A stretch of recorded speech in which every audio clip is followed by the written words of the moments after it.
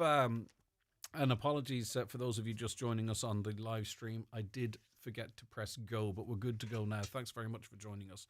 Right, on to the Irish Times now. Trump and Zelensky recast relations at first for White House. I mean, it was a historic moment yesterday, whether you sort of, agree with everything that's going on or not, because, you had President Zelensky there, President Trump, and lots of European leaders. I'll get to that in a moment.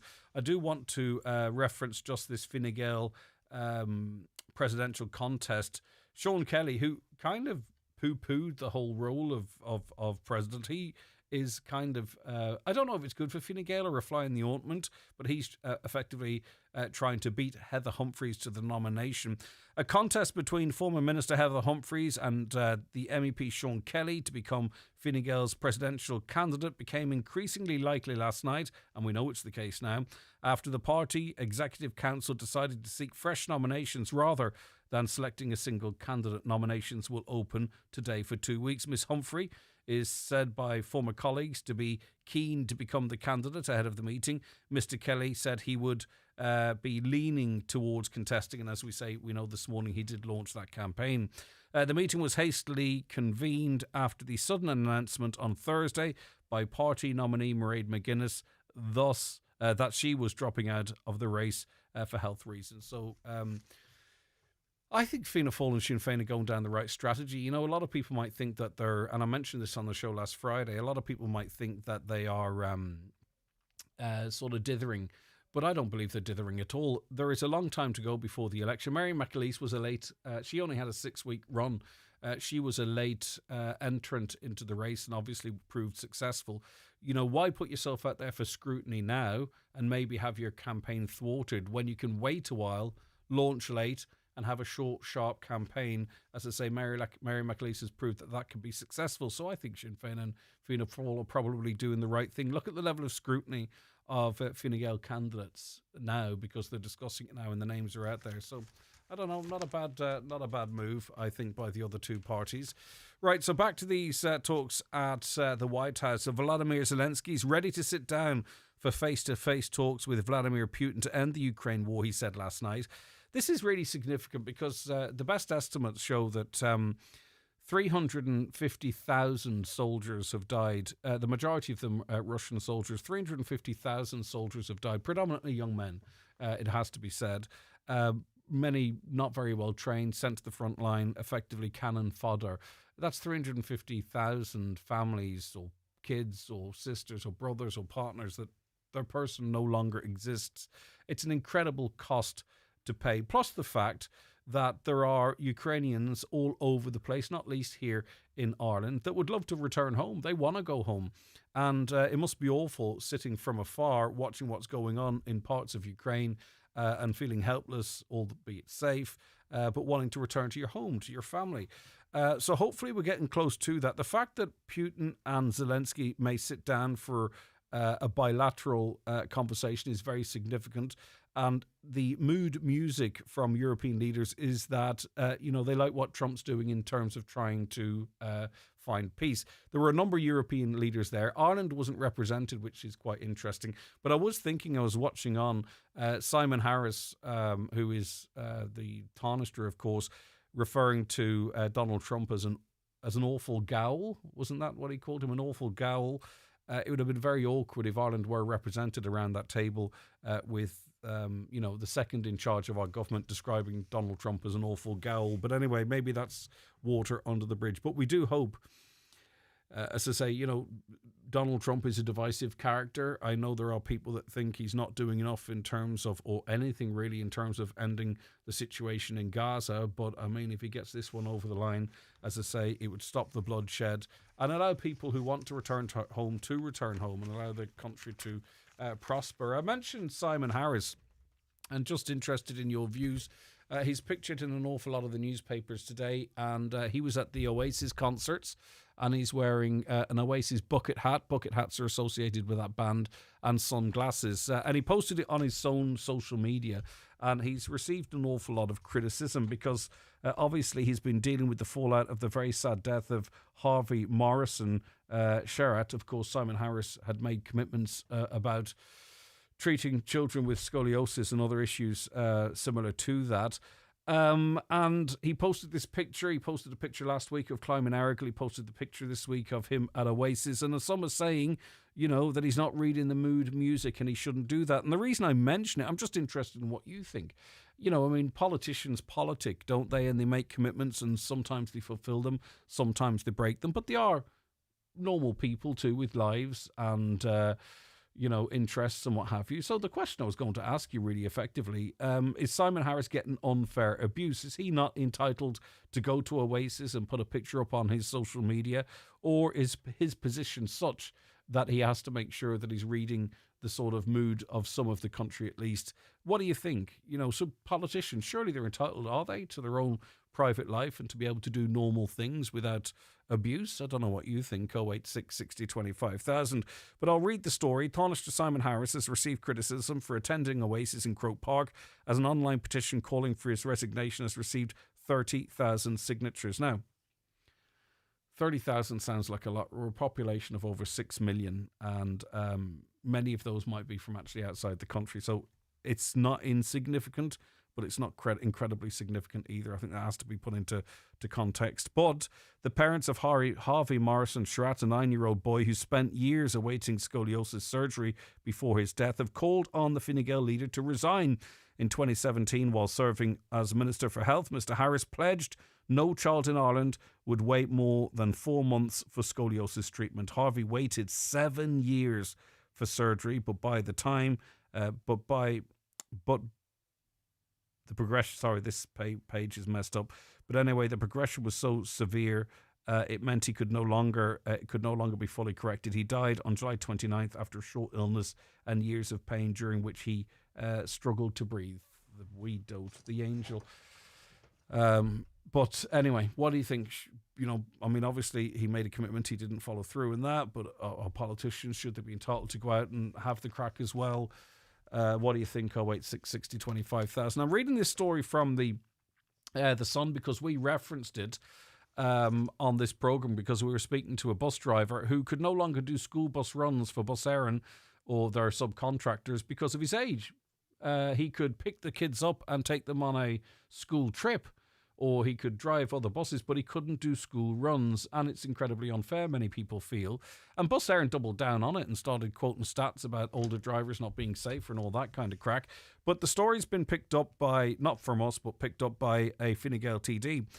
Bus Éireann's age limit for drivers must be removed to ensure all children can get to school in September, a Fine Gael TD has said. Deputy Michael Carrigy said, every year we hear stories across the country of a shortage of drivers, and there is a simple solution. Let qualified, experienced drivers over 70 drive school buses. I'd be all for this, to be honest with you. He says there are many qualified bus drivers around Ireland who are currently ruled out under the school transport scheme because of their age, who would be more than happy to keep driving. We shouldn't exclude experienced drivers simply because of their age. I agree. Don't you agree? If there's further testing required, listen, they have to do tests every single year. These are guys and girls who are full of life. They're very hearty. You wouldn't know they were 70 to look at it. And they're being told that they can't drive children to school on buses, but they can pick them up and take them on a school tour. That doesn't make any sense to me anyway. What happens to your clothes when you put them in the, you do the right thing, you take them and you put them in clothes banks, or you take them to take back schemes. Where do you think they go? What do you think happens to them? Well, we've covered this on this show before, so it's no secret. We know they end up, because we've covered it before, they end up being burnt somewhere in Europe or dumped in a hole somewhere in Africa, and I mean that literally. But second-hand clothes dumped in clothes banks and take-back schemes are not staying in Ireland, with items travelling across the globe and likely ending up as landfill.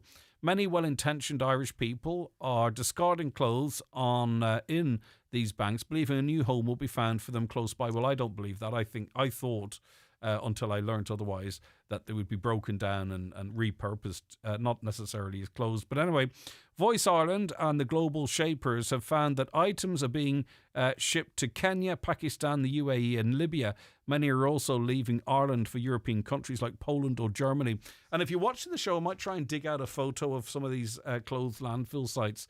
They're absolutely horrendous. Many of them, as I say, are in Africa, and it's all clothes that we think maybe some good will come from them. I don't know. You might have heard in the news that UCD Students' Union is asking Dubliners to rent a room to student. Now, we did that story up here with the local Students' Union because obviously people are looking to come up to LUH or even within the county live close to LUH. But there's very little accommodation or not enough accommodation. But there's many of you or your children or your grandchildren that are looking to go to college in Dublin, but they are struggling to get a room. Well, the UCD Student Union say students are commuting from Donegal to attend college in Dublin. The union is targeting commuters this morning as part of Diggs Drive. Education Officer Matt Meehan says students are coming to him desperate for accommodation. Well, how desperate? I have a veterinary student coming from Donegal every day. That's the situation in Ireland. Like, we're veterinary UCD is the only option to do it. So if you're from Donegal and you want to do veterinary, you better cough up the cash. No quality of life is how it happens. You do your life on the bus. Well, if that veterinary student or their family is listening to this show, we'd love to speak to them. That was Matt Meehan saying that a student from Donegal is travelling to the university every day. That is a huge round trip. What's the situation in your family? I know some of you are affected. We'd like to get a sense of what's going on and how put out our local students are because of the lack of accommodation down the country. As I say, we've done the story in reverse, so to speak, of people coming here, but very interested in your stories of what it's like for your family, or indeed you personally, if you also happen to be listening. Daily newspapers are courtesy of Cosgrove, Centra and Diner, Mountaintop, Letterkenny. The 9 till noon show with the Northwest Truck Fest this Saturday and Sunday on Neil T. Blinny Road, Letterkenny. Gates open to the public at 4 on Saturday and 11 a.m. on Sunday, with proceeds to Cancer Care West. Monster Bingo every Tuesday night at Mulroy Woods Hotel. €3,300 must go with €1,000 on the last page. Doors open 7:30. Bingo starts at 8:30. That's Monster Bingo this and every Tuesday night at Mulroy Woods Hotel, Milford. Attention Donegal, Derry and Tyrone. PD Bathrooms and Tiles are proud to unveil our newest and most stunning showroom in Lisfannon Business Park, Buncrana. Located right opposite the Northwest Golf Course, we offer unbeatable quality and incredible value. For 30 years, we've been the experts in total refits, stocking and serving as the sole agent for many top brands. Visit us today and transform your space with the finest bathroom and tile solutions. Telephone 93 95 884. PD Bathrooms and Tiles, where excellence meets value. Lisfannon Business Park, Buncrana, F93H10F. Looking at the Kia Sportage? Call to Heron Auto Donegal, where for just €1,500 more than the diesel model, you can upgrade to a hybrid automatic with a bigger boot, spare wheel option and finance from just 3.9%. Drive smarter, drive further and drive with confidence with Heron Auto Donegal Town, your trusted Kia main dealer. Book your test drive today at Heron Auto or visit heronauto.ie. All around Ireland, ordinary people are doing amazing things every single day with Return. They're turning empty bottles and cans into everything from vaccines to volunteer rescue boats. Like Buncrana Hearts Football Club, who are raising money through Return for sports equipment. Now, thanks to empty bottles and cans, their pitch is full. Join the thousands of initiatives using Return for Good at return.ie. Indulge yourself with friends or a loved one at the Spa at Orchids at the Holyrood Hotel in Bundoran. A midweek or weekend spa break is the perfect way to escape from life for a while. Take a leisurely walk along the Atlantic coast. Enjoy a dip in our private pool, a plunge in our Canadian hot tub, and treatments of your choice before dining in one of the Holyrood Hotel's acclaimed restaurants. The Spa at Orchids. Book now at holyroodhotel.com. Highland Radio Time Checks brought to you by EirGrid, the operator and developer of Ireland's electricity grid. EirGrid, powering up communities, powering up Ireland. The time is? Now, the time is 24 minutes past 9. We have enjoyed some great weather, and naturally what happens at the times of good weather as people head towards the water. And I think when they do so, they think it's just a play park for them. Many do. A holiday ground where you can just abandon your car and do whatever you like. There's a couple of things going on here. Firstly, there's a very serious matter of blocking slips and piers, double parking close to them, whereby emergency services such as the RNLI or other sea rescue services can't get out. And I know that they will get out one way or other, even if they have to move the cars in an unsavoury fashion. But also, too, we have to live our lives in our coastal areas, and buses need to run and people need to get about and do their thing. But there's a number of hot spots, choke points, so to speak, across our beautiful region. And one of them's at Shrove Beach. We've been speaking about this before, and I think it's time we keep speaking about it and some sort of a resolution is found. Ronan Gallagher is co-founder of the We Greenway Initiative, Derry, Buncrana, Carn, Dunamaville, Clonmany, and is going to talk to us about Shrove Beach specifically, Ronan, because it's a perennial problem and it's an ongoing problem, and as soon as the weather is good, it's almost inevitable that traffic is going to be restricted. It's not good enough. Yes, and you did touch on it there, that people need to go about their business if they live in a locality, whether it's a coastal area or whether it's inland, for if they're near a castle or some other hotspot as such, for want of a better way of describing it. They've really got to be permitted to go about their lives, and we really need to do something about this. And it feeds into a wider debate about driver behaviour and who uses the roads and what's the infrastructure there for and who is it there for. But for Shrove in particular, I see an example in Kerry as well, in West Kerry, where similar sized roads, you have a lot of tourists who want to go out there, and they're going out there on hopper buses or in larger coaches. And Kerry County Council, for some months of the year now, they've introduced a one-way system. Could that work in the likes of Shrove, do you think? Because our last time we talked about it, it was blocking the local link bus, and not only blocking the bus, but the service simply didn't run. And people are parking in such a way whereby you would struggle to get a car through, let alone a bus. The car park must be full. They just drive park single file, in some cases, across a bridge. It's too narrow. The bus service can't run. But you're pointing the finger not just at those drivers, but more broadly that there needs to be a coordinated response to this type of activity. Yeah, and coordination and a sort of multi-party response is always the way to go in these situations. First of all, the locals need to be involved in the process. Their voices have got to be heard. Secondly, it is an amenity and people want to go there. It is part of the Wild Atlantic Way as such, and Fáilte Ireland, Donegal County Council, they all promote the Wild Atlantic Way. So there's an element that the people who want to use the beach have got to be facilitated as well. But really, you talk about access. So if you take it right down, if someone needs the emergency services and they're right out at that point, how do they get there? Well, an ambulance isn't getting through the gap I'm looking at here from a recent set of parking. Yeah, and that is the crux. Once that has been breached, then everyone needs to come together and come up with a proposal that ensures that doesn't happen. And probably, drivers who park there, they probably need to be warned, and then tickets need to be issued by the guards. And probably a higher Garda presence needs to be involved.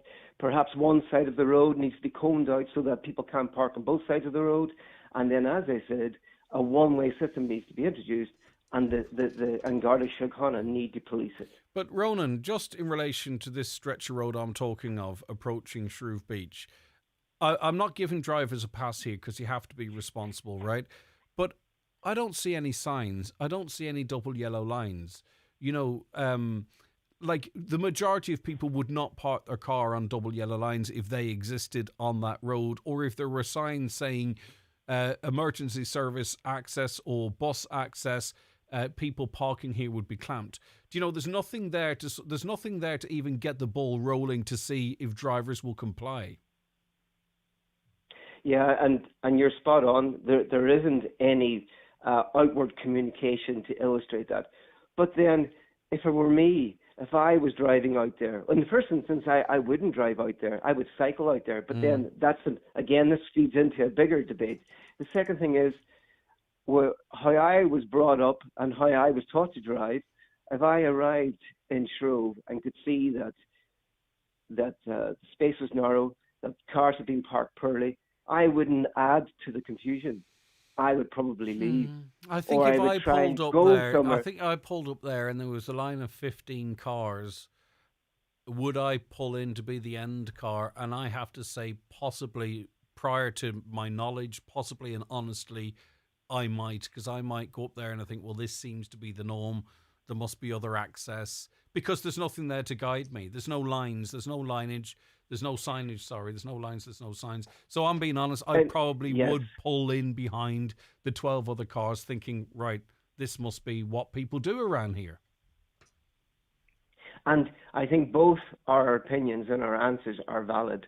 And I think because of how you would progress in that situation, then your point that there is no visual communication, there isn't anything there to indicate what people should do in the likelihood or what they should do when they arrive, then I do think Donegal County Council, along with the guards and the local community, should come together, and the law should be brought there to ensure that what has been happening now, this is ongoing for at least 5 years. I mean, this is an issue that has just been simmering, and I'm sure your listeners in other parts of Donegal, out west and down southwest, could probably come in and say, we have a road down here. There's a dozen of them at least, Ronan. It's not. Exactly. But exactly. It's again, like, why do we not have some sort of a coordinated approach from the council to figure out these hotspots?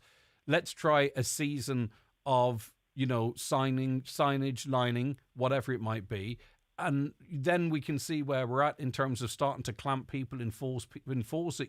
I just believe we need to give drivers a chance to comply. But the one-way system has been employed elsewhere, as you mentioned. It works. But I want to read a quote from you here. Irish people are bad drivers. Many are impatient. The majority don't want to share road space with humans on bikes, on foot and in public transport. Our roads are badly designed. The guards don't care. The courts are too lenient. That is Ireland's driving scene, unfortunately. Harsh? Do you stand by those words, Ronan, or what? Yes, I do stand by those words. And I was talking to your producer in advance of this, and I was just looking through some of my my little pieces that go up on social media, and I've been banging on about this aspect for at least 3 to 4 years. Are you the guy who posts the videos on the bike? No, I'm not. You, right? No, he's from Cork. No. Yes, no. I've seen some stuff. Yeah, the right to cycle. Yeah, no, I don't carry a camera. Lots of people ask me. Right. Okay. Would you not carry a camera? But I don't. Oh. But I do. I've cycled and I've driven all over France particularly in the last 5 years. I've done a lot of cycling in France and done a lot of driving in France, and the difference is remarkable. And France is a very interesting comparison. I know it's a much bigger country, and it has, its wealth. It's a very wealthy country. It has been building roads and railways for much longer than Ireland has been doing it. But in 1972, 16,545 people were killed on French roads. And last year, that figure was 3,432. Remarkable improvement. Just in relation to cycling in France, is maybe it's a two-part question. A, how much better is the cycling infrastructure? And B, I suppose, do you note a difference in courtesy or respect for cyclists as fellow road users? Is that palpable? Sorry. Yeah, well, I'll answer the last question is very, very interesting. And particularly, my wife would talk about this as well. She feels safer cycling on French roads than she does on Irish roads. That's the first thing. And secondly, I would say driver behaviour on French roads in my experience, is a lot better than I would experience on Irish roads. Now, there are multiple things going on here. The first thing is French road infrastructure is much better than Irish road infrastructure. So you can be cycling on certain French roads that you don't see a lot of motorized traffic because there is a bigger road nearby that carries all that road traffic. That's the first thing. Secondly, the roads are designed in such a way to reduce speed. They're not designed, even roads that are not, say, dual carriageways, you rarely find a French road that has a wide, hard shoulder for kilometres, so traffic can pull in and pull out to allow faster vehicles to go past. I mean, Patrick Kilty had this great story when he was a stand-up comedian about the old Dublin to Belfast road, where it had one great big lane going north and one great big lane going south, and the great big imaginary lane in the middle. Yeah. And we've grown up driving these types of national road, big wide lanes, which encourage people to drive fast. So that's been happening year on, year out for a long, long time. So that creates the mentality that speed is good, and I need to get to my destination before the person in front of me, because my business is more important than them. And I think that really does feed into a situation where driver behaviour should be better on Irish roads, and it isn't. And then that feeds into the elephant in the room is enforcement. There is such a lack of enforcement in Ireland. It's quite embarrassing. So in France, for example, I would never be on a bike on any French road, say that I've been over there now in the last 2 or 3 years, and I will always see French gendarmerie, no matter where I am. Secondly, they have radar speed cameras in many, many parts of the country, and we're only talking about bringing them in now. So, for example, in Brittany, you could drive for over 100 kilometres, and if you didn't keep the speed limit, you would get a ticket automatically. Yeah. I was fined. Of course, this I was fined 2 years ago. Either, that we've seen recently. Sorry, you were fined. You were fined 2 years ago. Yeah, I was fined 2 years ago in Brittany for speed limit over an 80-kilometre distance, and my average was 82.3 in an 80-kilometre an hour zone, and I got a €32 fine. So that was an average fine, speed. That was an average speed system. Yeah, okay, I get you. Okay.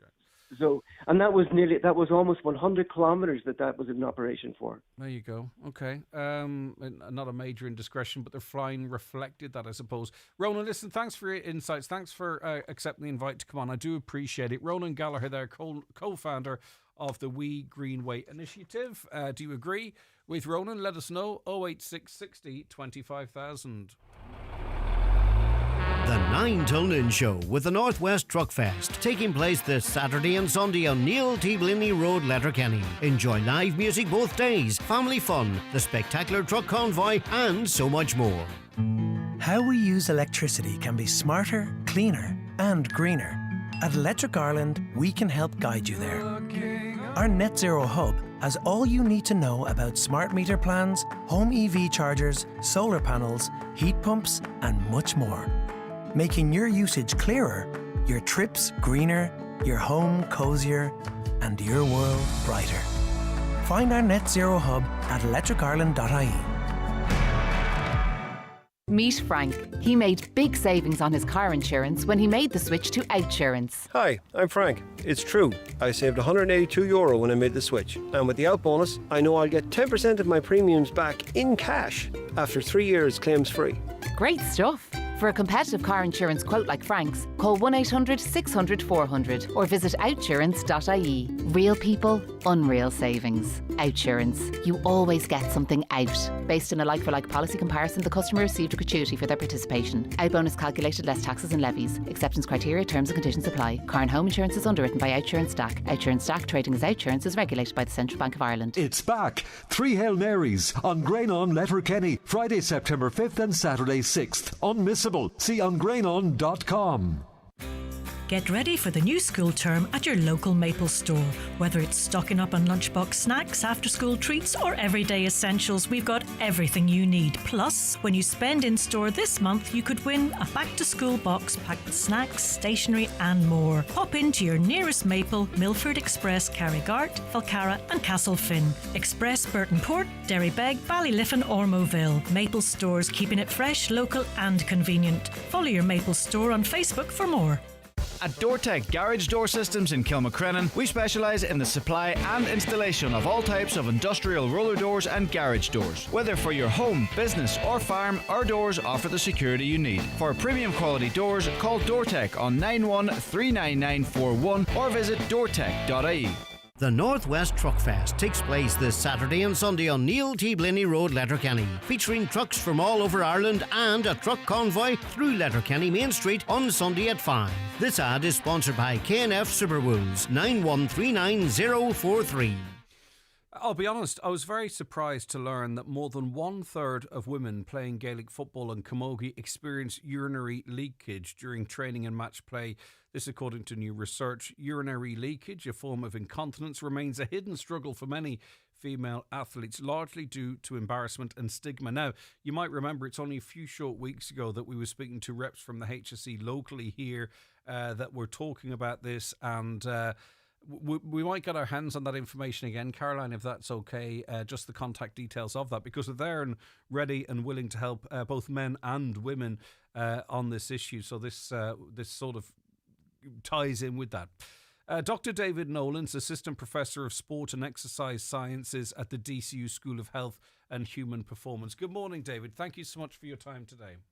Good morning, Greg. Thank you very much for having me. Right, so in this study, what were the findings beyond what I've just mentioned? And I suppose really the impact of urinary leakage, because, I mean, there are some that will batter on with it and trying to accommodate it. And then there's others going to say, well, I can't play sport or I can't compete or I can't go training because of this issue.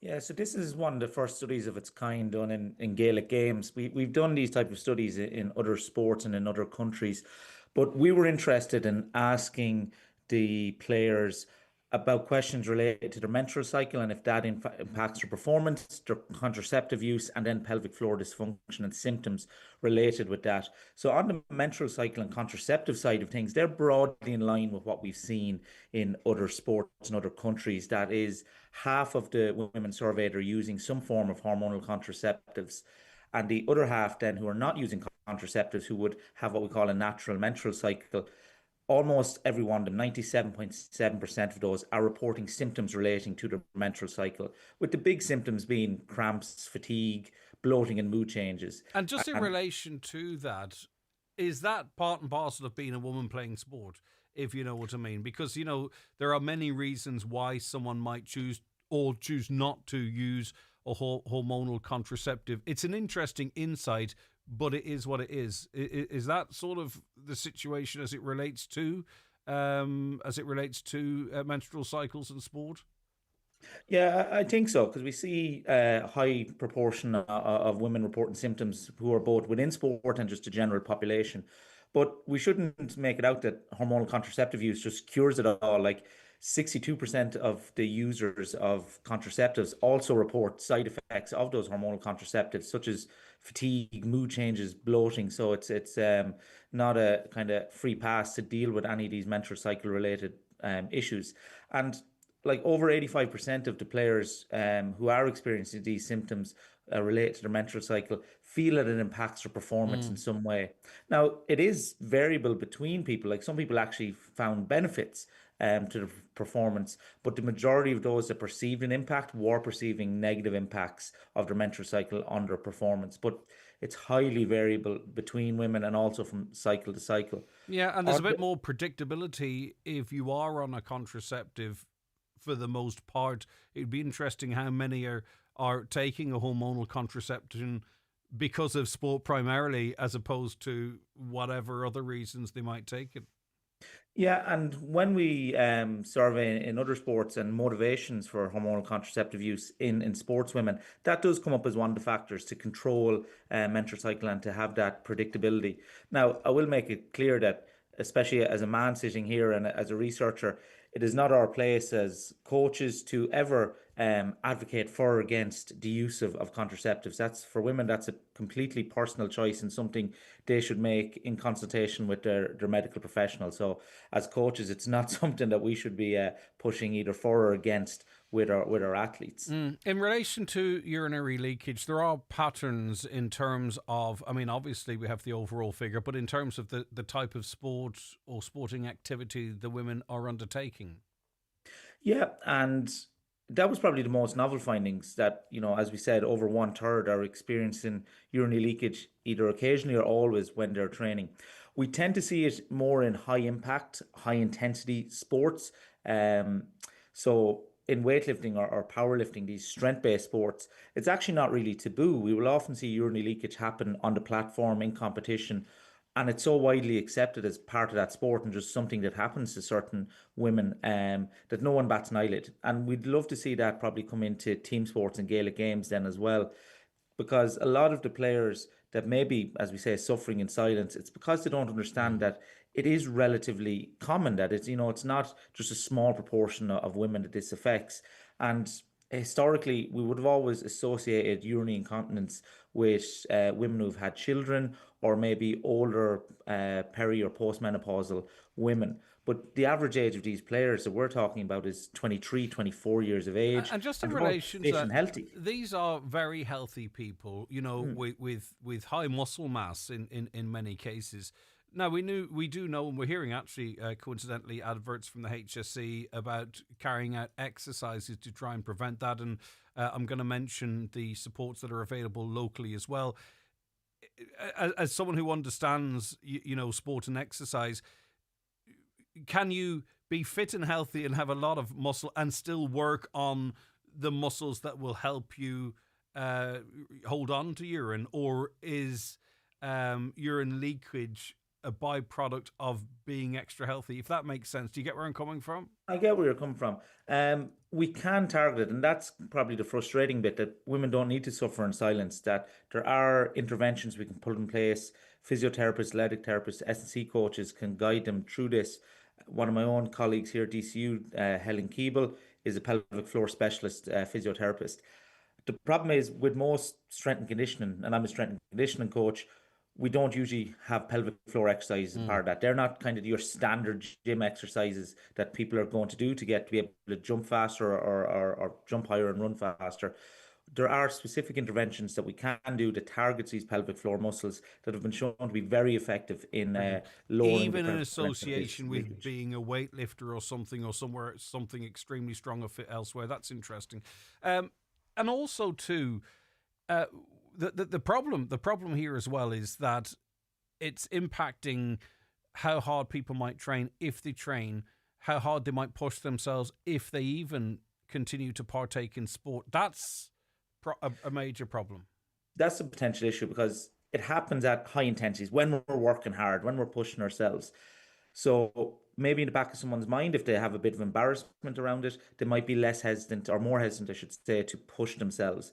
And again, if we think this is happening in relatively young women and maybe even adolescent women, it is a time that we know that women are at very high risk of dropout of sport. So if this is something that they're feeling stigmatized for, feeling embarrassment around, we know that those that do suffer with urinary incontinence in sport have said that they withdraw from training sessions and withdraw more from the sport due to embarrassment around it. So we need to normalise the conversation around it, that it's not another barrier for women in sport. Yeah, and I think we're sort of doing that to some extent in these conversations.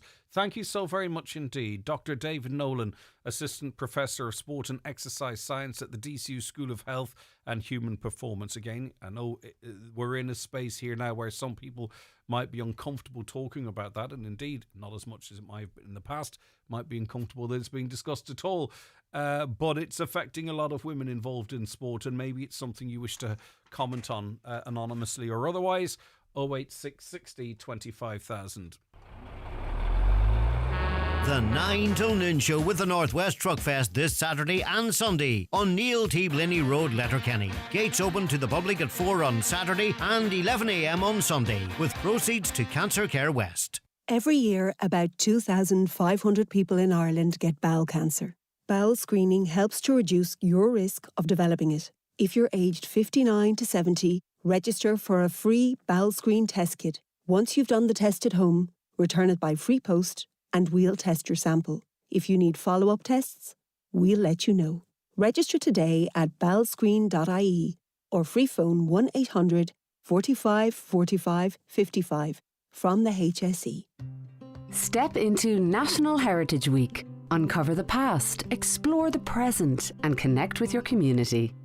From city streets to forest trails, discover the places, stories, and people that shape who we are. Taking place from the 16th to the 24th of August, find events at heritageweek.ie.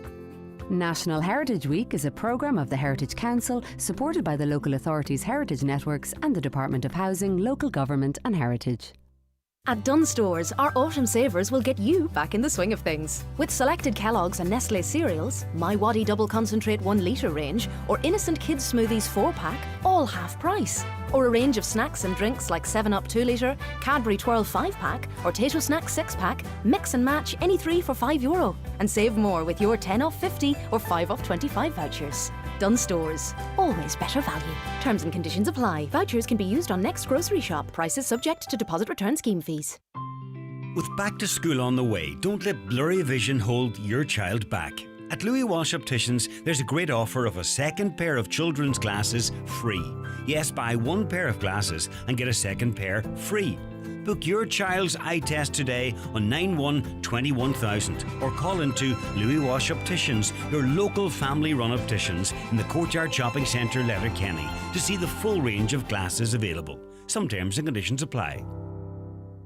Milford Tiles, Milford Retail Park. Tiles, bathware and wood flooring. The best quality and value in the Northwest. Fully stocked and ready to go. Fitters and delivery available. 10% off for Mica affected customers. Don't forget to ask about our 5-day bathroom fit out. Call Milford Tiles on 083 091 0707. Highland Radio weather updates with McElhinney's. Get back to school sorted with all the essentials from school jumpers to shoes. Visit our kidswear department in store or shop online at mcelhinneys.com today. So, mostly dry today with sunny spells and just the chance of isolated showers. Highest temperatures ranging 18 to 22 degrees with light to moderate easterly breezes. Now, just that we were speaking to the local continence advisor. Clea Faulkner was the lady's name. And if you want assistance in relation to that, and they've had great success in helping people, we have the contact details here. It's a mobile number, which is quite long. You probably don't have a pen ready. But the email address is continenceurology.donegal@hse.ie. But give us a buzz and we can pass that on to you. And it might just be sometimes those stories, it's maybe not yourself, or it could be yourself, but it could be someone in the house that's, not going to sport for a particular reason. And maybe there is help out there. Oh, sorry, there is help out there, but maybe they wish to seek that help. Very busy on the text lines. Thanks so very much indeed on a whole range of issues here. A caller says there's no place at all to park at the Five Fingers Strand outside Mallintown. Car parks anywhere. Cars park anywhere they can. Much for the council trying to bring in tourists to Donegal, as we don't have parking at the most beautiful spots. It's a tough balance in that, because some of these areas, and I'm not sure if Five Strands there, some of these areas are areas of special natural conservation, or whatever the phraseology is, and it can be sometimes difficult to put a car park in there. But anyway, went to Letterkenny Pride. Colourful effort by those in the parade, but very poorly supported by the general public viewing it. Maybe they're not interested. There's a lot going on at this time of year, and watching people walk up and down the streets, not for everyone. And I don't mean that in any way disrespectful, but it's very, very busy around the Northwest. There's lots going on. Maybe people are going to the seaside or heading away or on holidays, and they're just simply not interested in going and watching a parade. It could simply be that. Had a strange dream last night. I had a dream that my mother's coffin was in a forest close to our house, not buried. A flood came, washed it to the bottom of the garden and broke open, and I gathered her remains, wrapped them in a purple blanket, her spin, which looked rubber looking, and gathered other things that were in the coffin. I rang the undertaker for a small coffin to bury it. Also, there were 3 mandarin oranges that were still in good shape. My mum is 13 years dead soon, so I wonder, Are they seeking maybe advice as to what that might mean? I think when we lose someone, they will pop up as if they were never dead, or in different circumstances such as you've outlined there. But if you have any insight into what that dream means.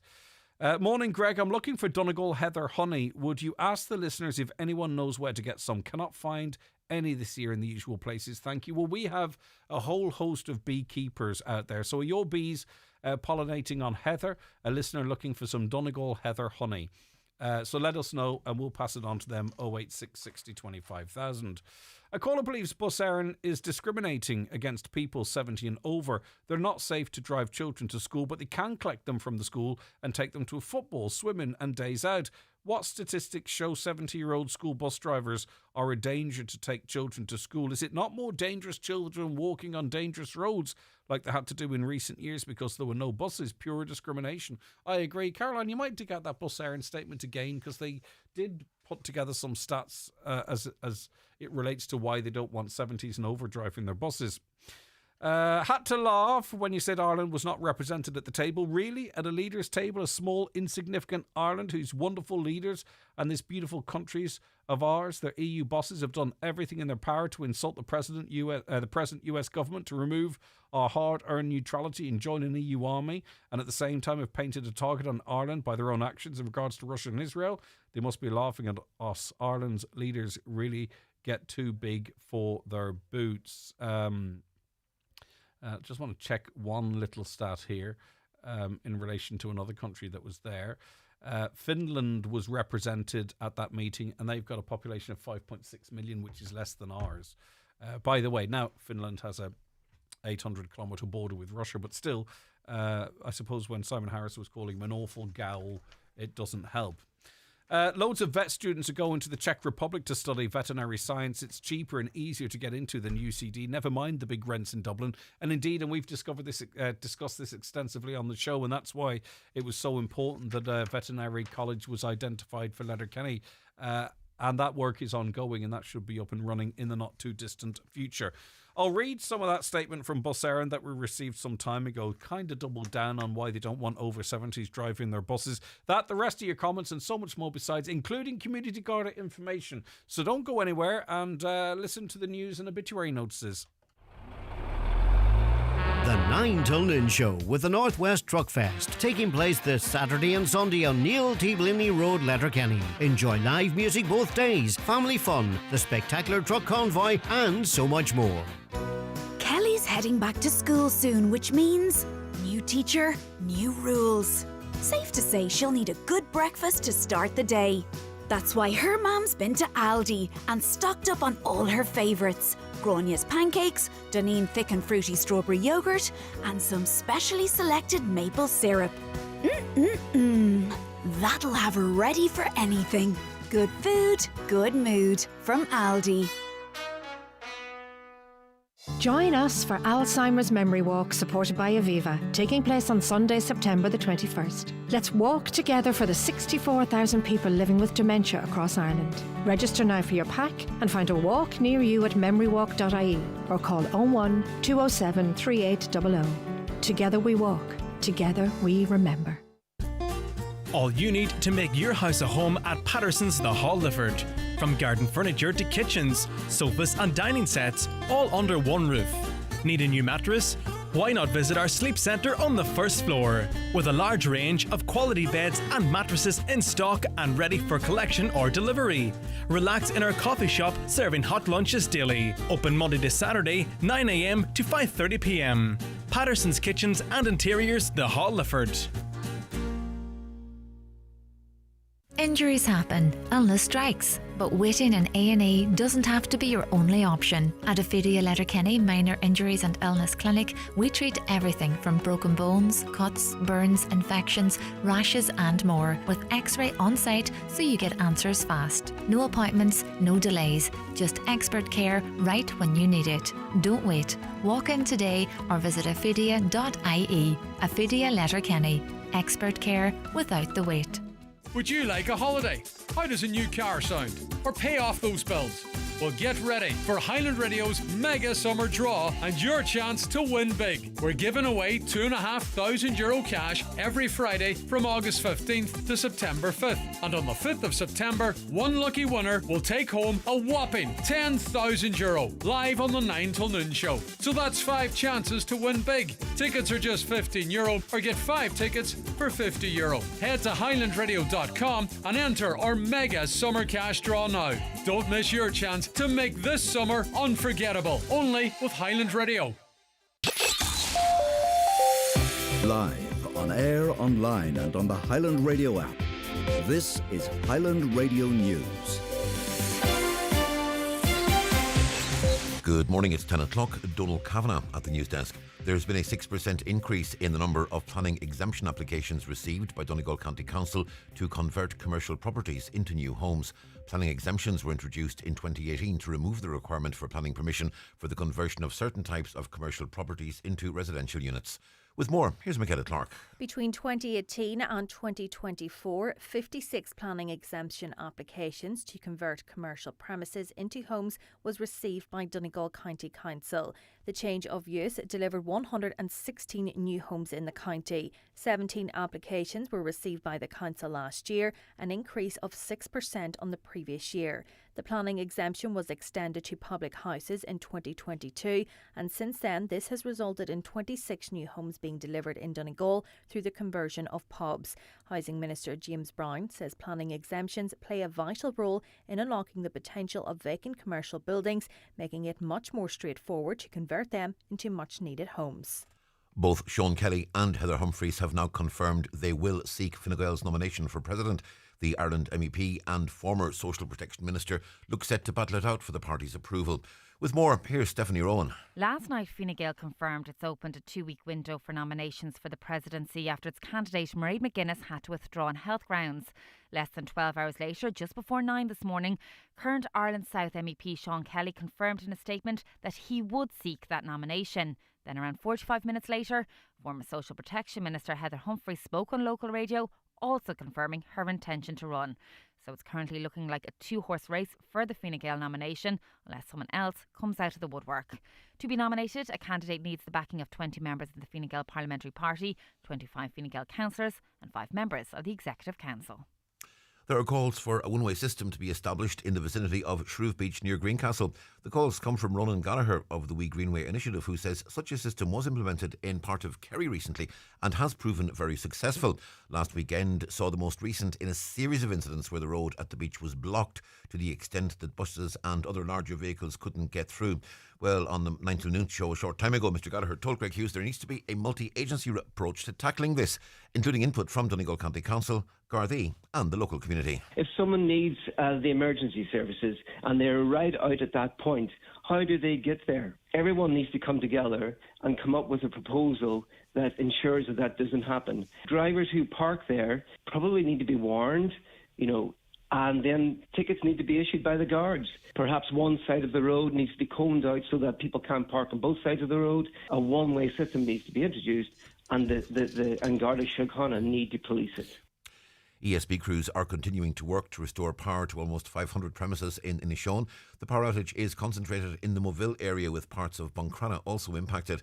Power is estimated to be restored to all areas by 12 noon today.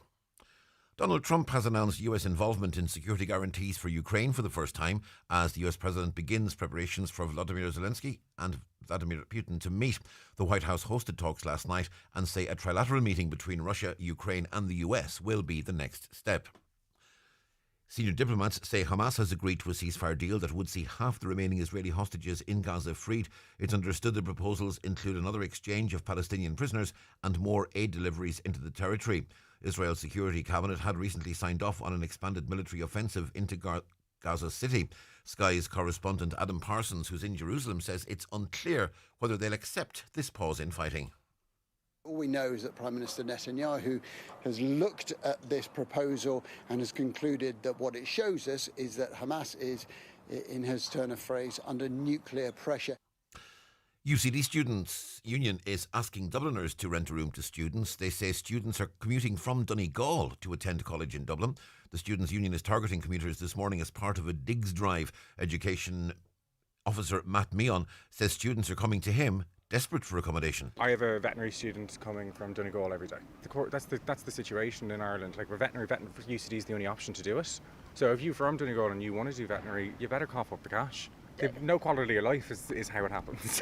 You do your life on the bus.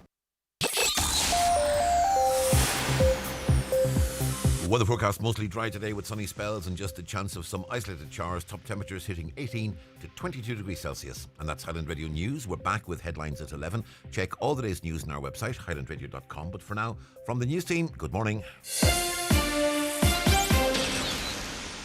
The obituary notice says for this Tuesday morning, August the 19th. The death has occurred of Vera Owens, 41, McNeely Villas, Old Town, Letterkenny. Vera will be reposing at her late residence from 12 noon to 10 o'clock today. Rosary tonight at 9 o'clock. Funeral Mass tomorrow morning at 11 o'clock in St Eunan's Cathedral, Letterkenny, with burial afterwards in Leck Cemetery. Funeral Mass can be viewed at steunanscathedral.ie. Family time on the morning of the funeral, please, with family flowers only. Donations in lieu, if desired, to the Donegal Hospice, care of any family member or Con McDaid funeral directors. The death has occurred of Peter Paul Ward, Burton Porch. Peter's remains will repose in McGlynn's Funeral Home, Dunlow, today from 3 o'clock with Rosary at 8 o'clock. Removal afterwards to St Columba's Church, Eggers, to repose overnight. Funeral Mass tomorrow morning at 11 o'clock with interment afterwards in Belcritch Cemetery. The death has taken place of Margaret Flood, née Codwell, The Rock, Ballyshannon, County Donegal, and formerly of Donegal Town, reposing at her late residence today from 2 o'clock until 8 o'clock, house strictly private outside of those times. Funeral to St Joseph's Church, The Rock, Ballyshannon, tomorrow morning for Mass of the Resurrection at 11 o'clock with service of cremation in Lakelands Crematorium, Dublin Road, Cavan at 4 o'clock. Donations, if so desired, in lieu of flowers to Shout Oncology Unit at Sligo University Hospital, care of Patrick McKenna, funeral directors or any family member. The death has taken place of Maisie Conahan, née O'Donnell, Whitehill, Churchill.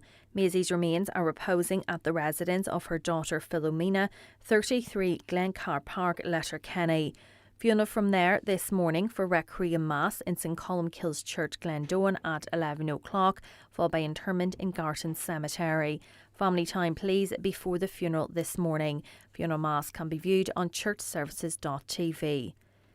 The death has occurred of Dorothy McElhinney, née McDaid, formerly of Dr McGinley Villas and 18 Windmill View, Letterkenny, reposing at her daughter Siobhan's residence at 4 Garton Avenue, Iona Road, Letterkenny. Funeral Mass this morning at 11 o'clock in St Eunan's Cathedral, Letterkenny, with burial afterwards in Leck Cemetery in the family plot. Funeral Mass can be viewed at churchservices.tv. And the death has taken place of Mary Teresa Mamie McLaughlin, née Caterson, Drumnahaw, Castlefin, and formerly of Owenray Drive, Strabane, reposing at her daughter Katrina's home, Drumnahaw, Castlefin. Fiona leaving her daughter's home tomorrow morning at 11:15 for Requiem Mass in St Columba's Church, Doneloop at 12 noon, interment afterwards in the adjoining cemetery. The Requiem Mass can be viewed live via the Doneloop Chapel YouTube channel. For family information and more details regarding wakes and funerals, please go to highlandradio.com. Highland Radio. Ladies, always discreet, has something to say. If your bladder leaks or not, always remember to squeeze a day. Keep your pelvic floor stronger for longer just by squeezing on through.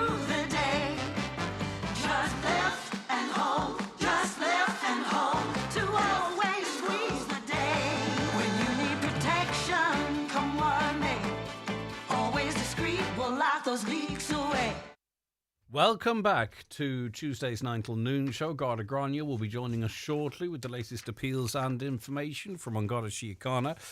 So just going back to the retirement age for school bus drivers and Bus Éireann's official comments in relation to that. They say the retirement age for school bus drivers has been set by Bus Éireann at 70 years of age, which also applies to road passenger services. Our decision to operate the scheme with drivers up to age 70 is grounded in the best safety interests of our customers, including young children, our drivers and other road users. So they're very clear that they believe it's less safe for people who are 70 and over to drive school buses. Our operating experience, together with our ongoing consultation with stakeholders, including Road Safety Authority and other public transport operators in relation to safety first, is that our current policy balances the overarching need for safety with the risk and the operational needs of the services provided. And this is where it gets a little bit more interesting. In acting in the best interests of the safe operation of the school transport scheme, we've also received a number of external studies which show the risk of collision is increased for drivers of large vehicles over the age of 70. So, as I say, they're not pussyfooting around here. They're saying the quiet bit out loud. They are of the view, and they're listening to external studies that show the risk of collision is increased for drivers of large vehicles aged over 70. I would love to see where that research was from, where it was conducted, etc. But that is their view. That's why they stop people driving school buses at the age of 70 and over. Yet, these very same drivers, as we heard earlier on, can pick up the same children and take them to a football match or take them swimming or wherever. But as I say, Bus Éireann believe they're doing it on safety grounds. 086 60 25,000 if you wish to get involved in that conversation. Heather Honey in Carndonagh, www.donaghabees.com. We have a telephone number for you here. Anyway, that's sorted. Good morning, Donaghy Bees. Heather Honey is stocked in the health shop Carndonagh, if that helps. Listen, of course it helps. Thank you so much for that. When I'm reading Heather Honey, I've got in my head Heather Humphreys because I'm going to that next. The Dip for Palestine was on in Downings on Saturday, so it would definitely affected the crowd at the Pride Parade in Letterkenny. I heard no mention of it on Highland. We can't mention everything. We're only mentioning things that we're asked to mention. You know, if people want to do public events like that there, why would it or might it be mentioned on Highland unless we were made aware of it? McCullough says, I have a Nissan Qashqai, lovely car. My car key got damaged by water. The insurance company doesn't cover damage. I rang Nissan and they don't cover it either. The car dealership won't stand over it either.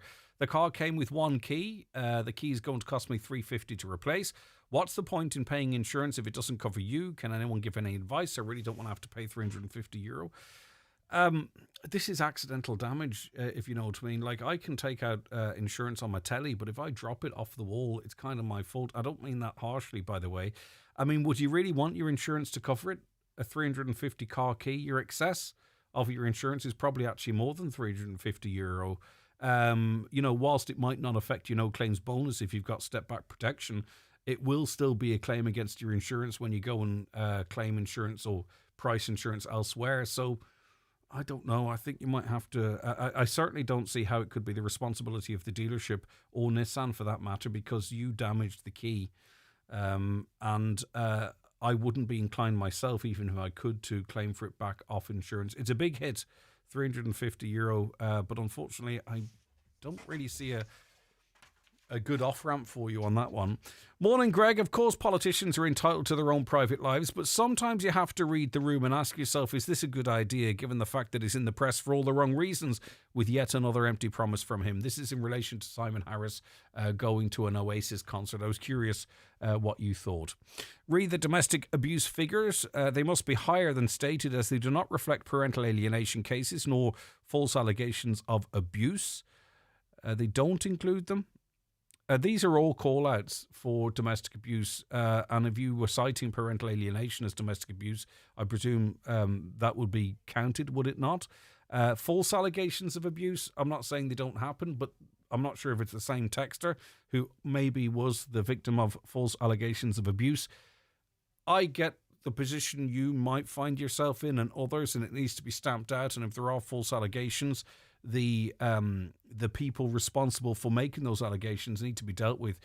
But chucking it in every time in a conversation where there are thousands of men and women who are getting beat up, or their lives are being controlled, or their money is being restricted, putting it in there every time, whilst I understand it's an issue, every time I read it out, and it comes in almost every time, it feels to me like it's reducing the significance of the big problem of domestic abuse that we have. False allegations of abuse, I'm not sure how prevalent they are. They do happen. They need to be dealt with, but it doesn't in any way, for me, take away from the major problem. But anyway, reading on, so objectively, they not only miss these real cases of abuse, but some of the callers use domestic abuse allegations to remove the ex-partner from the home or from lives of their children. Ireland needs a united zero-tolerance policy on all abuse and not the divisive, unrepresentative, ineffectual, gendered one it has at present. Now, again, if a couple have broken up and they're in the same house, and it could be either man or woman, or the man and man, depending on the makeup of the house. You know, if someone's in a house and things are tense, you know, there are certain things within under the umbrella of domestic abuse that might fall into. It's not always necessarily, violence. A caller says, I donate to the local charity shop, but I also put bags into clothes banks, and that's clothes that I don't want resold. Once they are in the clothes bank, I really don't care where they go. Yeah, okay, I get you, and I'm probably the same. I don't like the idea of them going into a hole in Africa somewhere, personally, and I don't like the idea of them ending up being burnt in Germany when I can't burn coal, but I get where you're coming from too. Sean Kelly scuppered his chances of being elected president when he originally stated that he wasn't interested. Being an opportunist and jumping in now shows that he's got no commitment to the job. Voters will see through this. He might as well withdraw now before we, the electorate, tell him. Well, you know, Heather Humphreys looks like it's going to be her. But she said in the past, in the run up to this, while it's very flattering and a great honour, I'll be not running for the presidency. She said, I've given it a lot of consideration and a lot of thought, and while it's very flattering and a great honour to be considered for the highest office in the land, I've decided I'll not be running for the presidency. Then she stepped away from politics. Previously, I said at the time I wanted to spend more time with the family and that my life in public life was over. That doesn't mean I'm not committed to public service, but I made that decision then, and it is the same. So again, when her name was being touted for this position before, she wanted to spend more time with her family, and nothing had changed. But now it has. She also said, if I was younger, I wouldn't be leaving politics. I want to do other things in life between the bank, credit union and politics. I've worked full-time for 47 years. She also says, I just feel that it's a job for somebody else this time. So those are some of the quotes from Heather Humphreys now. She's looking to run the race. Let's see what Sean Kelly said in the past. Some days I'm for it and some days against it. The 7-year term is a deterrent. It's a long time. It's crazy, really. He also said, you're head of a state, but when I looked at it deeply, it's largely a ceremonial role. And then he also said, I asked myself one question. I said, am I happy with what I'm doing at the moment? And I said, I am. Another, I've responsible jobs in Europe and I enjoy my work now and I want to continue that. He also said, I looked at the pros and cons. I was thinking seriously about it. Some days I would say yes and then other days I would say no, and so on and so forth. He said, I felt I could make a bigger contribution to Europe and Munster by withdrawing from the race. And another time he said, I wish to continue to serve Ireland South as an MEP and therefore have chosen not to contest the election at this time. So those are the two favourites for Fine Gael at the moment. Both have really given good reasons as to why they don't want to run in the race. And even Sean Kelly poo-pooed the role altogether. Too long and ineffective. But now both of them are vying to run for the presidency. But you have to be careful what you say in public. You never know when your comments are going to come back and you contradict your current stance. We're all entitled to change our mind, but there you go. Right, let's take a break. I'm going to get Garda Grania Doherty in because Community Garda Information just around the corner. It's time for Vision Ireland Bingo on Highland Radio. It's Tuesday the 19th of August. You're playing on the brown sheet for the daily prize of €800. The reference number is S7. It's game number 34. The numbers are 57, 3, 43, 33, 53, 35, 79, 90 65. And finally, 55. Phone your claim to 9104833 before midnight, leaving your name, contact number and the name of the shop where you purchased your book, and we'll call you back the next working day. Get all your Vision Ireland bingo information at highlandradio.com. I'm Fionnuala Fibre O'Farrell Flynn, racing across the country to keep up with NBI's fibre rollout. Over 50 broadband providers are using NBI's network to bring high-speed fibre broadband to homes across Ireland. So from Ballyliffin to Ballybuffet, homeowners can pick whatever package suits their needs and still get all the benefits of rural Ireland's dedicated fibre broadband network. Connect at nbi.ie. NBI is delivering the government's national broadband plan. Another connection. Oh, I knew I shouldn't have worn heels. Ensure the safety of your team with SafeTech. We have part-funded courses in first aid, people moving and handling, confined spaces, food hygiene, quad bikes, fire warden, IPAF MUPS, electrofusion, welding and machinery cards for Ireland and UK sites. Also delivering online courses like utilities, water hygiene and construction supervisors. SafeTech can deliver group training at your business premises. To find out more, contact safetech.ie today. If you're looking to refresh your home, visit Foy's Fabric Department in Letterkenny. We've got ready-made curtains, made-to-measure options, window blinds of every kind and so much more. From cushions and throws to upholstery fabrics, you can choose from top designer brands and get advice from our experienced interior design team. Style it your way with the Fabric Department at Foy's in Letterkenny.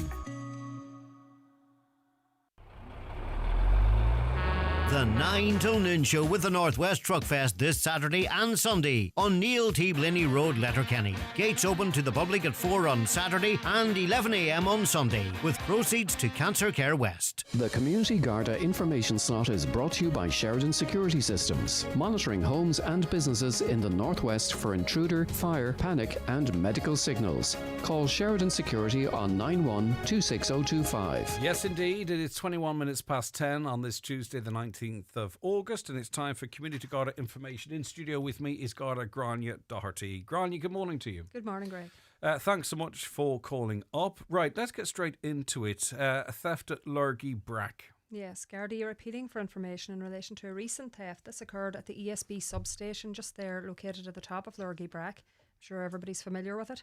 A number of similar type incidents have occurred at this location of late, and there was one recently also, I believe, at the ESB substation in Donegal town. So this most recent incident occurred between 6 p.m. on Monday the 11th of August and 8 a.m. on Tuesday the 12th of August. The site was entered, 10 foot of copper cable was stolen from within the site.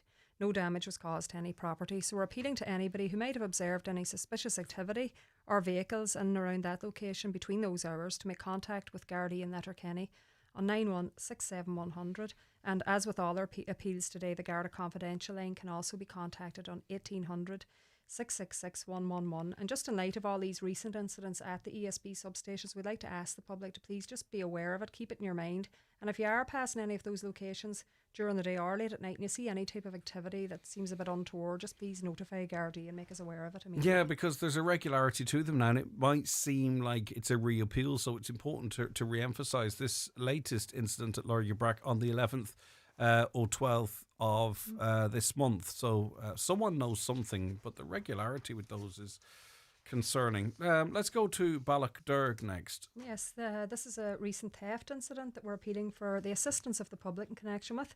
It happened in the area of Ballochderg, Letterkenny, on Sunday the 17th of August between 3:30 p.m. and 6 p.m. So a homeowner in that area left a green Parkside toolbox containing various tools outside the front door of their house, and it was stolen between those times. So particularly residents in that area were appealing to them if they observed any suspicious activity or vehicles or movement within that area on those dates, to get in touch with Garda in Letterkenny on 9167100. And as always, if you ever observe any type of suspicious activity in your area or people or vehicles, notify us, just let us know so that we can call out and check it out. Are we as active as we have been in the past in terms of, community awareness and the sharing of information? I just seem to recall that I can't actually remember the phraseology. What's it? Community watch system or whatever The it might be. text alert system Yeah, also still in operation. It is still, so it is still happening. It is still. The text alert system's in operation still, yeah. And also I'm aware that a lot of areas, a lot of estates, particularly, well, within Letterkenny, I can only speak for Letterkenny, that they would have maybe WhatsApp groups set up within their area, and they notify each other, if somebody has called their door that they were a bit wary of. And I think really what I was getting to there, I hope we haven't lost the art of keeping an eye out for each other, but obviously we haven't, which is good. A couple of appeals now in relation to road traffic collisions. We might speak of Killygordon first, Grania. Yes, if I can get the pages unstuck. That is no problem. You go ahead. No, yes, this road traffic collision involved two cars. It occurred on Sunday the 17th of August, shortly after 9:35pm on the Railway Road, Killygordon. The collision occurred at the bridge, so locals there will be aware of that location. Bridge between Killygordon and the crossroads. One of the cars involved was abandoned nearby following the collision, and 3 males took off on foot in the direction of the crossroads village. No injuries were reported, but damage was caused to both cars. So we're anxious to identify these 3 males. We're appealing to anybody who might have observed them in that area on foot or who observed the collision itself to get in touch with Garda in Ballyshannon on 071 985 8530. And if anybody travelled within that area, the Killygordon Crossroads area, with a dash cam between 9:30pm and 10pm, that would be invaluable to us, and we're asking them to please make that footage available. Clearly someone landed home without a car as well too, which might be a strong indication as well. Creasla next. Yes, a road traffic collision. It's believed to have occurred between approximately 1am and 7am on Monday the 18th of August in Creasla at St Mary's National School. So a vehicle of some description collided with the barriers outside of the school, and substantial damage was caused to the barriers as a result. We're appealing to anybody who might have any relevant information in relation to this incident to contact Garda in Milford on 91 53060. And again, if anybody travelled on that route, with a dash cam between those hours, drop that footage in and we can go through it ourselves then. Yeah, okay. And of course the vehicles, whatever type of vehicle it was, is gonna have incurred significant damage too, one would imagine.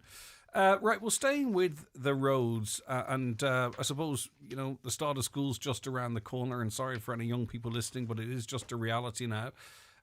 So just some sort of broad advice in that context, Grania. Yeah, just when I was typing up this last incident in relation to the school, I just put it back, and it reminded me really that many children will return to school this week and next week. Just we're asking drivers, please be aware of that fact. Be mindful of that fact when you're travelling. Ensure that you slow down in the area of bus collection and drop-off points, and also within the area of the schools themselves. Always expect the unexpected and be prepared to stop suddenly. Leave extra time for essential journeys. There will be extra school-related traffic on the roads now in the coming weeks.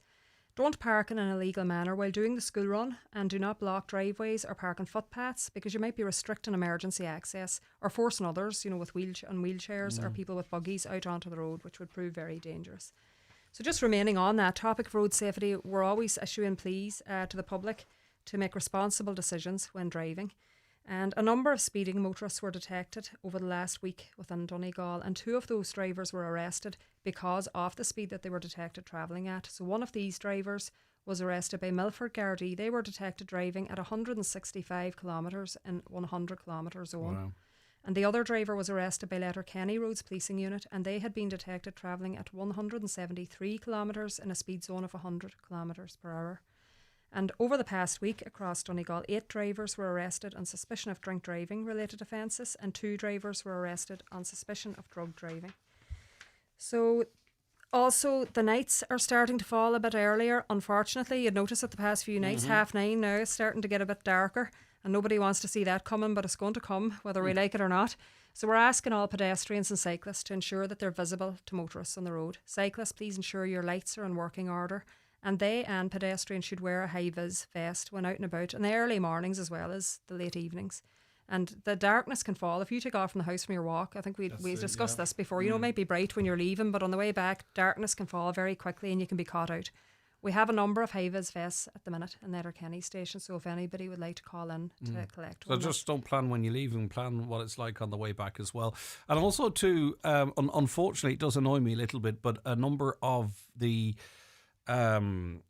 the speed limits, during certain hours for schools, they weren't switched off for the summer. So people have become, I believe, because I've been driving behind the motorists, a bit apathetic to it. Yeah. So I just wish, and this is nothing to do with Grania or Garda Síochána, I just wish whoever was responsible for those temporary speed reductions switch them off when the schools aren't on, because people are flying past schools now, not too far from where I'm sitting right here at the moment. But those will become very important again when there are actually students in there in school traffic. So just keep an eye out for those, I think, would not be a bad bit of advice. Right, the Ireland Line Emergency Services Open Day. What's this about? Yes, this is taking place on Sunday the 24th between 1 and 4 p.m. in Bundoran at the Lifeboat boat station. There's going to be displays by the RNLA, the Ambulance Service and Garda Síochána and Bundoran Fire Service and more. We're looking forward this year to taking part. We're going to be there on the day with an information stand and taking part in the festivities. So it's going to be a lovely day out for all age groups. We hope the sun continues to shine now again this weekend for any events taking place this weekend. Yeah, the weather's looking decent, so that's not looking too bad, yeah. So we're encouraging people to get out. There's going to be something there. It's going to interest people of all ages. It's a great family event. Yeah, they the will, kids of course, love all the sirens and the noise and what have you. Most children do, obviously. Right now, often we do the stolen equipment appeals, and it's not just local Gardaí, but you'll see on Garda Facebook pages across the country trying to get stuff returned to its rightful owner. And you can get a €2,000 bike and you can say it's gold, but you have to be able to prove it's yours, right? And that's why these property marking events are so important, Grania. Yeah, and we get queries often actually as to when the next event's going to be. So hopefully we'll get a good turnout now. This next event, property marking event, will take place on Wednesday the 20th of August. That's tomorrow, between 11 a.m. and 3 p.m. So property marking, as you said, it might prevent property from being stolen. If property is stolen and later recovered, then it does help us. It's a great help to us to help identify the rightful owner. So everybody's very welcome to come along tomorrow. Please do ensure that you have your correct air code with you, because that does happen sometimes, that somebody will show up with their trailer or their laptop or whatever and they're not aware of their air code and they leave again. So please do bring your correct air code with you. Radio, interesting wee event taking place on Arranmore Island. Yeah, this one's lovely. This is a drop-in clinic, and there's regular drop-in clinics taking place across the county regularly, but this is one with a difference tomorrow. This one will have some of our own very special VIP helpers there tomorrow on Arranmore Island. There's a drop-in clinic taking place between 1:30 p.m. and 2:30 p.m. So the 20th of August. Garda Siobhan Campbell will arrive on the 1 p.m. ferry with 3 of our honorary Garda members, honorary Garda Kane, Eva and Rory. They're then going to carry out a patrol from the ferry to the Dock Cafe, where the drop-in clinic will be held. It's good to see a boost in Garda numbers on the island. It is. They'll not know what at tomorrow.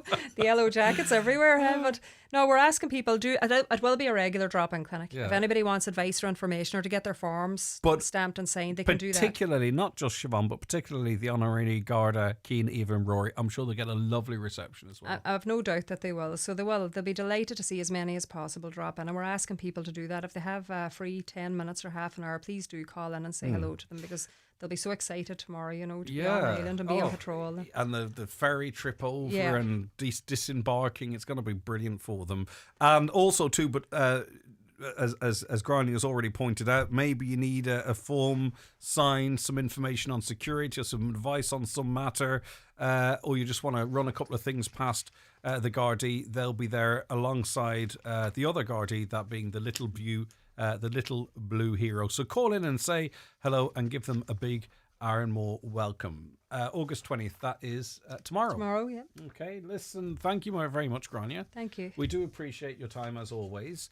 And we'll see you very soon. Yep. Okay, that was Community Garda Information for this Tuesday, the 19th of August. It will be available for you to listen and watch back on various platforms a little later on.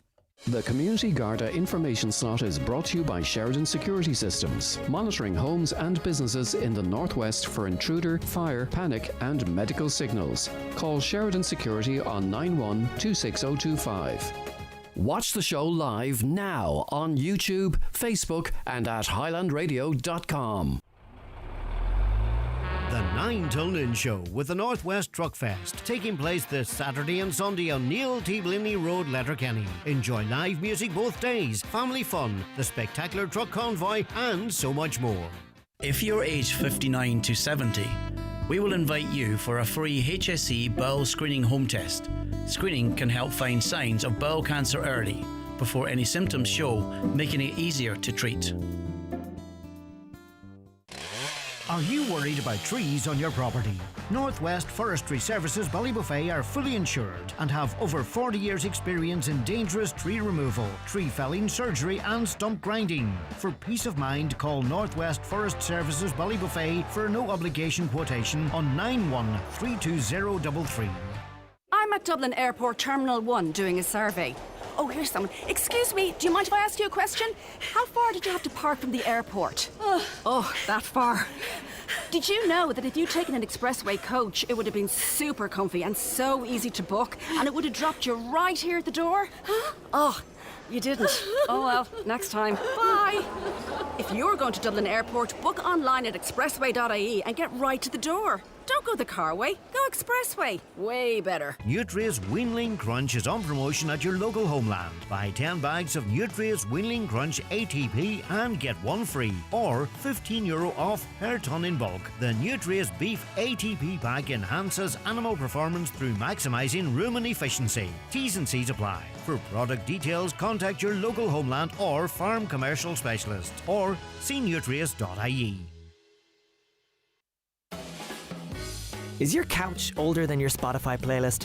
Is your dining table wobblier than your uncle at a wedding? If so, it's time for an upgrade at Grove Furnishings, Kiltoy Road, Letterkenny, the largest furniture store in the Northwest. From stylish sofas to elegant beds, from floor covering to occasional pieces, we've got you covered. And we offer free delivery within 80 kilometres. Grove Furnishings. Seriously good furniture.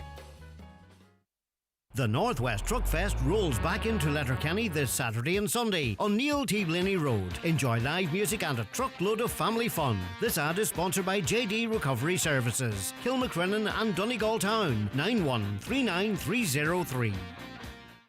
Don't delay when you get your bowel screening invitation. Call us today on 1-800 45 45 55 or visit bowelscreen.ie.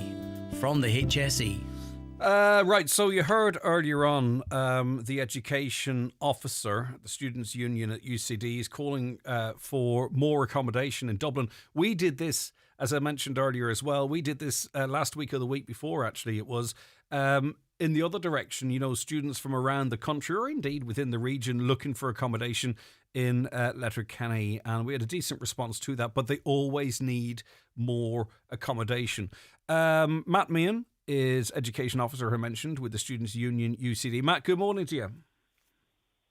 Morning, Greg. How are you? I'm doing good. Now, you've launched a campaign that is asking Dubliners to rent them a room, and you used a Donegal example as to, you know, the reality for some students. It's crazy what's going on, isn't it?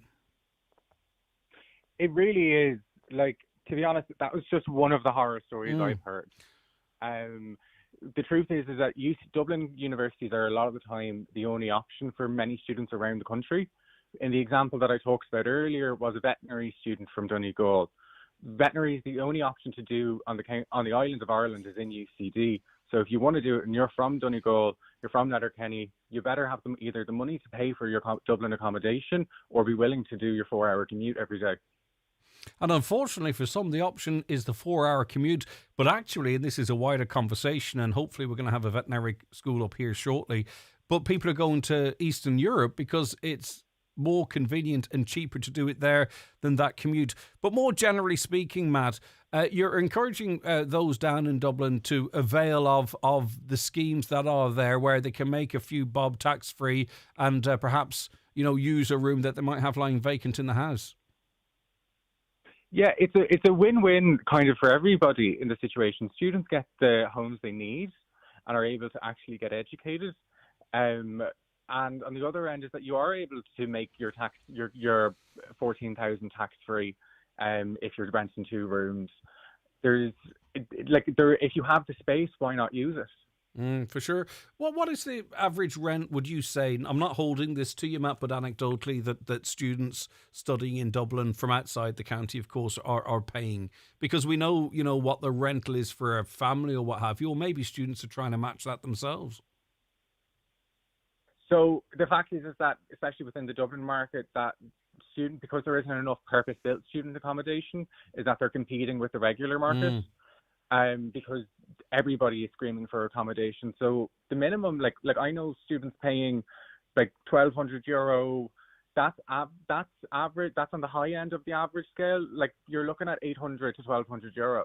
And that might be most likely for a room, and they're in that room with a communal kitchen, I would imagine. Yes, so that would be sharing. That would be sharing a kitchen, even sharing a bathroom. That would be a box room. I've heard of people paying €600 for a couch. Wow. Yeah. It's something we need to get a handle on. And the big rush is on now, and you are being inundated, of course, with the stories. And every story is subjective, but every story a really serious one, not least the local person travelling 4 hours down to attend veterinary school. Listen, Matt, thanks for that. Just interesting to get the insight. We're not going to have many Dublin listeners to dig you out, but we appreciate your time. Take care. Thank you so much. Bye. Matt Meehan there, Education Officer with the Students' Union UCD, just confirming one Donegal person, and it's just one that we're talking of right now, having to travel all that way to go to school every day just to try and do the career that they love. 086 60 25,000 is the WhatsApp and text number, 086 60 25,000. Or feel free to give us a call on 074 91 25,000. Turning our attentions now to Deputy Ryan O'Meara, who's spokesperson for Fianna Fáil's on education. Good morning, Ryan. Okay, I'll be going to him shortly after this break. The 9 till noon show with the Northwest Truck Fest this Saturday and Sunday on Neil T. Blinny Road, Letterkenny. Gates open to the public at 4 on Saturday and 11 a.m. on Sunday, with proceeds to Cancer Care West. Drive your business forward in 2025 with a new Opel van from Manor Motors, your Opel dealer in Donegal. Check out Donegal's best-selling van, the Opel Combo, or go bigger with the new Vivaro and Movano. Versatile, efficient and built for business, all with 4.9% finance and 5 years warranty. Visit Manor Motors in Manor Cunningham or explore your options at manormotors.ie. Manor Motors, powering Donegal's businesses, one van at a time. At Dunn Stores, our autumn savers will get you back in the swing of things. With selected Kellogg's and Nestle cereals, My Waddy Double Concentrate 1 litre range, or Innocent Kids Smoothies 4-pack, all half price. Or a range of snacks and drinks like 7-Up 2 litre, Cadbury Twirl 5-pack, or Tato Snack 6-pack, mix and match any 3 for €5. And save more with your 10 off 50 or 5 off 25 vouchers. Dunn Stores, always better value. Terms and conditions apply. Vouchers can be used on next grocery shop. Prices subject to deposit return scheme fees. At Restex Beds, we are celebrating 50 incredible years in business. And we are introducing our brand new Glenveigh mattress. Comfort that's as legendary as our half-century legacy. Experience 50 years of bedding excellence at Restex Beds, Mountaintop, Letterkenny. Restex Beds. Leave the rest to us. And now, a look at the forecast. We're seeing lots of wind, plenty of sunshine to come, and a long-term outlook that's bright for Ireland. At EirGrid, our forecast is for a sustainable energy future. We're upgrading the electricity grid so every home, business and community can benefit. We're powering up Ireland. Learn more at airgrid.ie. Luxury living begins at the heart of your home, your fireplace. At Sprat Fireplaces, Newmills, Letterkenny, we offer statement fireplaces, bespoke surrounds, and a wide range of stoves, including gas, wood burning, pellet, and bioethanol models. No chimney? No problem. We'll help you choose and install the perfect solution. Stylish, efficient, and tailored to your home. Call 074 91 24144 or visit spratfireplaces.ie. Sprat Fireplaces, bringing comfort and style home. Highland Radio weather updates with McElhinney's. Get back to school sorted with all the essentials from school jumpers to shoes. Visit our kidswear department in store or shop online at mcelhinneys.com today. Plenty of sunny spells around today. Temperatures 18 to 21 degrees. Deputy Ryan O'Meara, spokesperson, Fianna Fáil spokesperson on education. Good morning, Ryan. How are you? Good morning. Thanks very much for having me on Highland Radio this morning. No, it's great to have you on. You're calling for mandatory Gael taught courses to be introduced for all Leaving Cert students. So what does that look like? What is it? Well, I guess I had an opportunity to question the Minister for Education in the Dáil recently. And I suppose the main purpose behind me doing that was trying to start a conversation about how people genuinely think about Irish in this country, how we approach the teaching and learning of it, and what the entire purpose around actually studying Irish is in this country or learning it. And for me, there should be a greater sense of pride and love and grow in our national language, but also I think much more of a focus on what the practical use of the language is, particularly after the Leaving Certificate. And for me, I believe at the moment there's far too much of a focus on the Leaving Certificate, getting through the exam, getting the points, and then seeing it as a job done and move on. That I think for a lot of people that are unfortunate enough maybe not to live in a Gaeltacht, like the region that I represent, they don't often see the Irish language as a living language, something that is alive, that is in regions. It's seen as something that is in books that you learn off for rote learning, that you learn off by heart for an oral exam. But for me, I think it needs to be a lot more than that. And I made the point with the Minister in the Dáil, and to be fair, she did agree with it, and that being that there is no better way to learn a language than being immersed in it. And I think we need to get more and more, particularly young people, to the Gaeltacht to get that draw for the language into them, so they see it as something that's living, alive, and something to be proud of, rather than just something we have to do to get through an exam. Yeah, for sure. And I think, you know, the majority of people listening here would love to see more people understanding the significance of the language and building the love for it. The problem is, though, when you make things mandatory, you can bring a horse to water, but you can't make it drink. How would that be advantageous? Because, one of the biggest issues at the moment is people voluntarily opting out of learning Irish, and I think the number is far greater than those that might need to. They're just making a choice not to. So how do you go from a situation where students are choosing to actually not learn Irish in school to sort of almost compelling them to go on a Gaeltacht course as part of their education? Yeah, I guess part of my proposal was being somewhat bold or imaginative, but also ambitious. But I think that's first of all what we need in the Dáil, and something I think I should be doing as a younger parliamentarian. But I think big part of it was getting this conversation happening. And over the last 3-4 weeks, I have been absolutely delighted with the way the conversation has gone on this, because it has got so many people from right across the country contacting me with their ideas around teaching and learning of Gaelic and the actual use of it after school. But yes, there are a number of people exempt, and that number has grown over the years. We've seen those statistics. But again, the problem around the way that we think about Irish and perhaps that we teach it, and it's no fault of any teacher, I don't think this, but rather a policy issue, that being that it is just seen as something that we're supposed to be taught while we're in school, and getting people to go to the Gaeltacht, getting them to have a feel for the language, like I said already, a grow for the language, but see it being alive, I think is really, really, really important. So I do think as part of studying any language, I think you should have to do an immersive period. We do, and it is something I raised in the Dáil as well. We do see obviously student teachers having to go to the Gaeltacht as part of their course at third level. And one of the issues I raised with the Minister was the fact that primary level student teachers get a grant for their course. Secondary level student teachers studying Gaeilge to be Gaeilge teachers do not get that grant. That's another imbalance in the education system, I think. And obviously we need people to be immersed in a language to learn it, similar to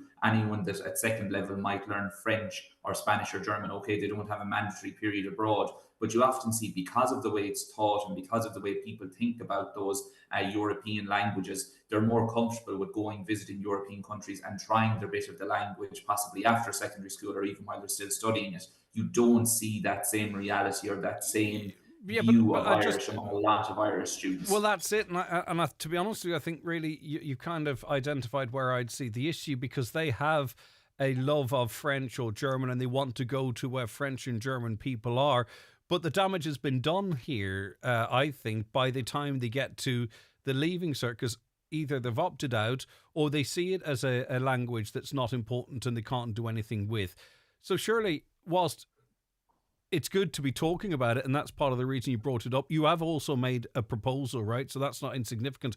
We need to be building, fostering the language and the love of the language from, Nínra right up until secondary school. Do you know what I mean? Because it's there. It's a great teaching environment. A lot of kids starting off 2, 3, 4, being taught in Irish or being, brought on through Irish or bilingually.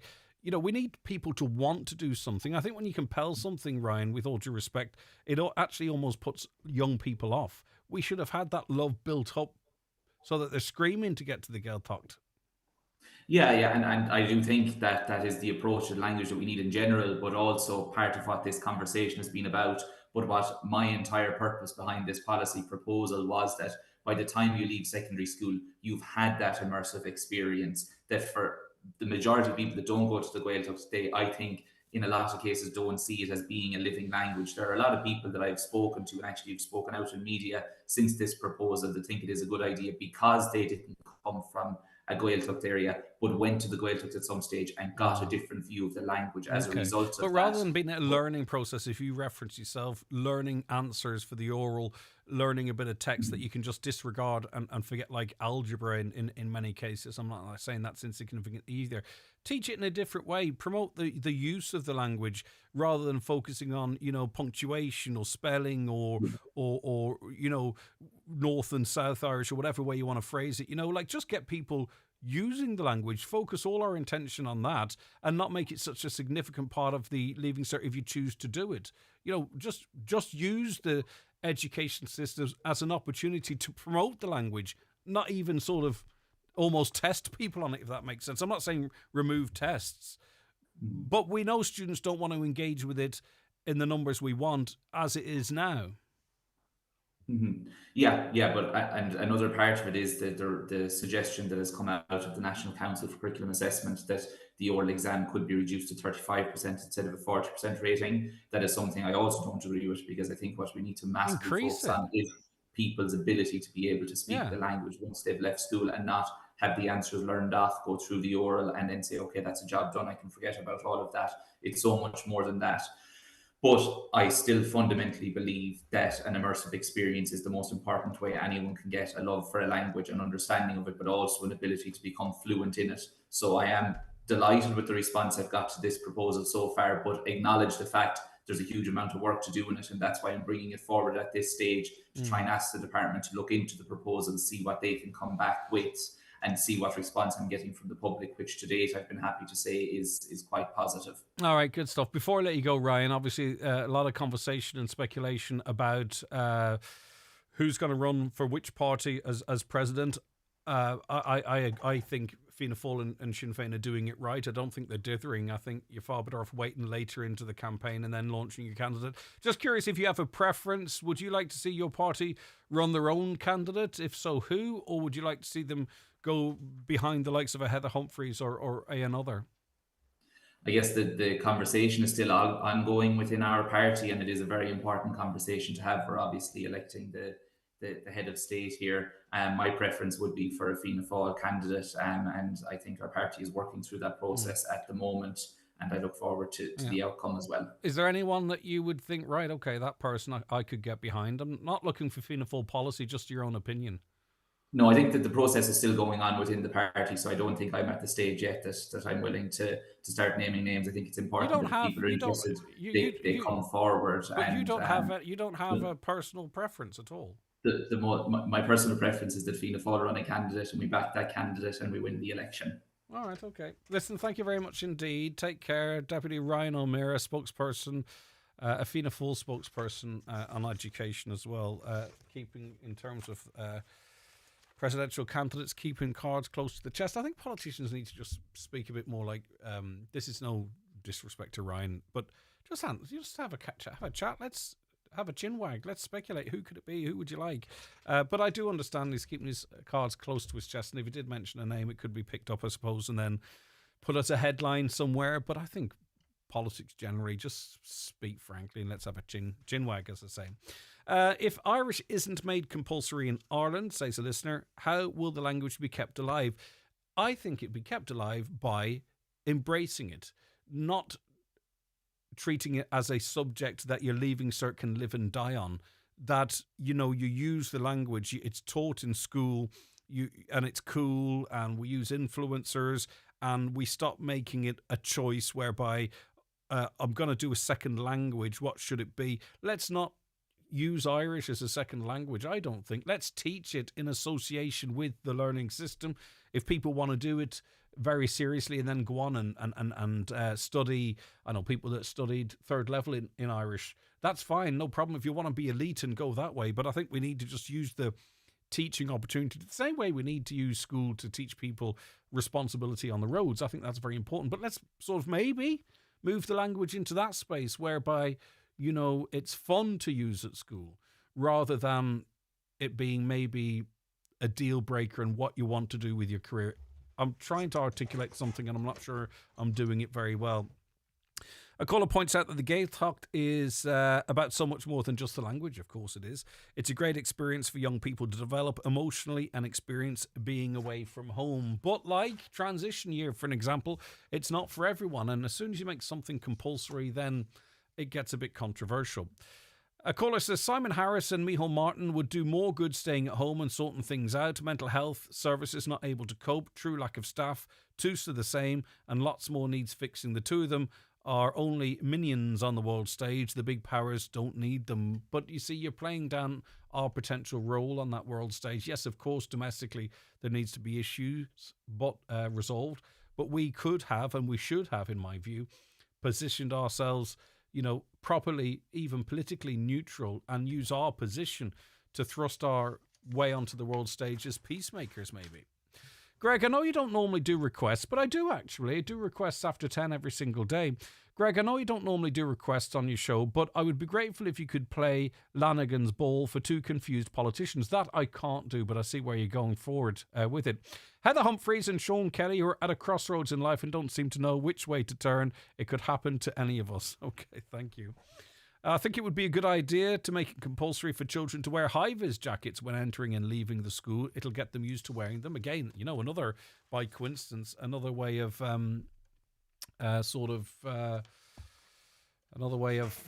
encouraging behaviour or using school to do so. Not trying to be funny, but I don't recall much coverage of domestic abuse on Highland. The odd advocate from our underfunded services highlighting the fact aside. We've spoken.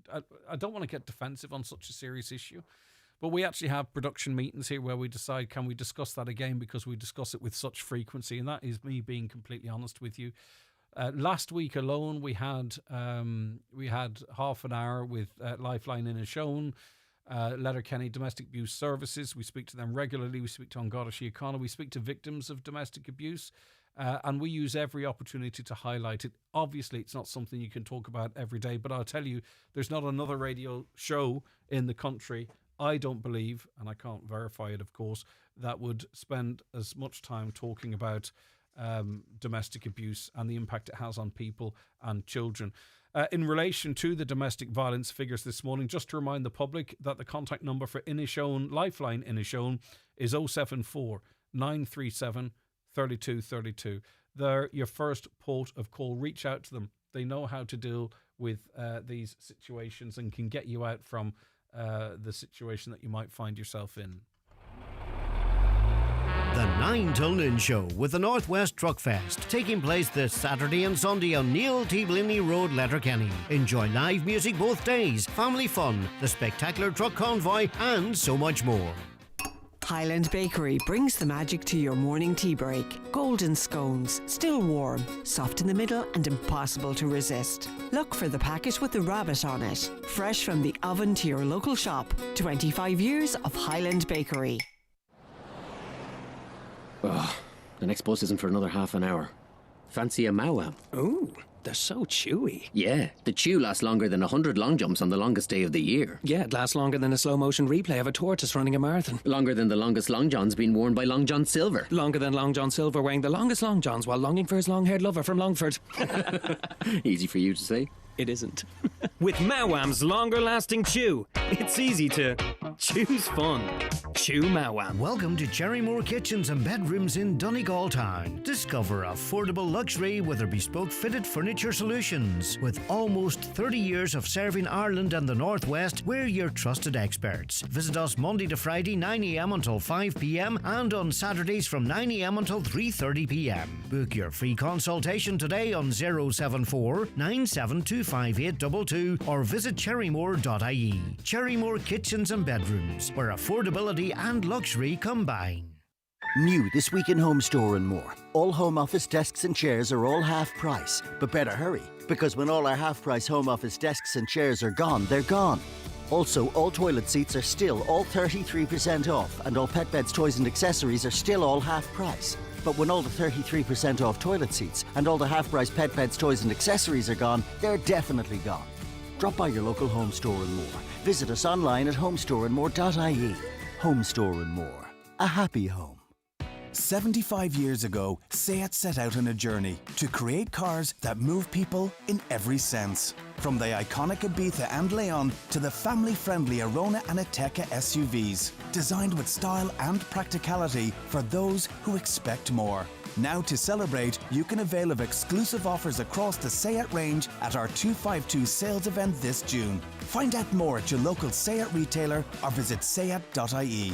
SEAT. Expect more. Your local SEAT dealer is DMG Motors, Clara Road, Donegal Town. Telephone 074 9721 396. Don't miss the Northwest Truck Fest this Saturday and Sunday on Neil T. Blinny Road, Letterkenny. Enjoy live music on Saturday from 4 till 8 p.m. with a special Sensory Hour on Sunday morning from 9 till 10. This ad is sponsored by Donegal Oil. 9121633.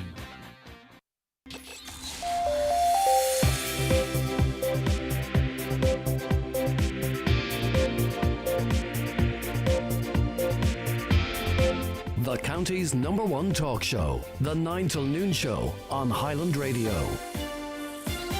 It's 11 o'clock. Let's get a news update, and it's over to Donald Kavanagh. Thank you, Greg. Good morning. Garda have expressed concern after a number of speeding motorists were detected over the past week in the county.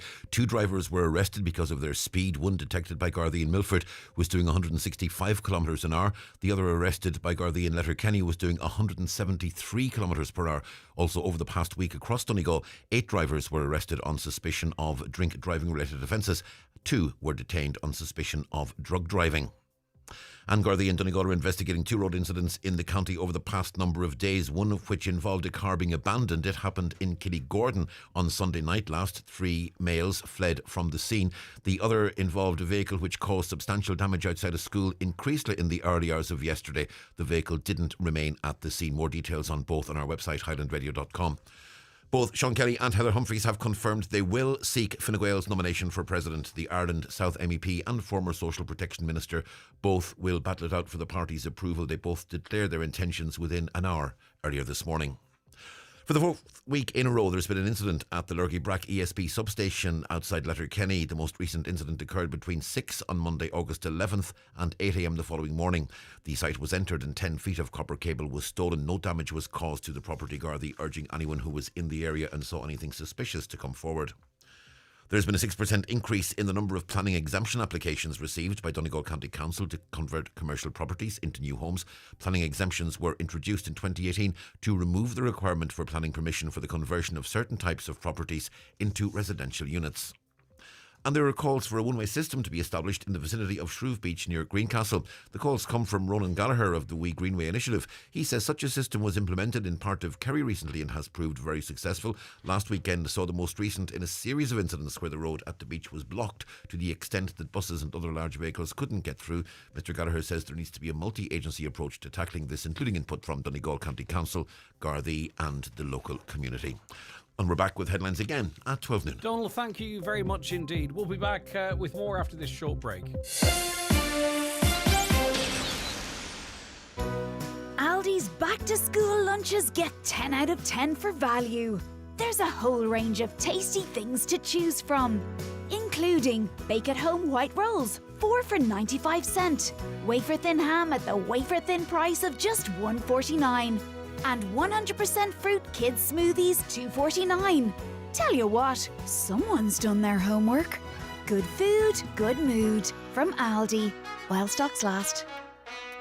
A caller says, I'm a school bus driver because I drive children to special schools. We're all in mini buses because they're picking up smaller amounts of kids.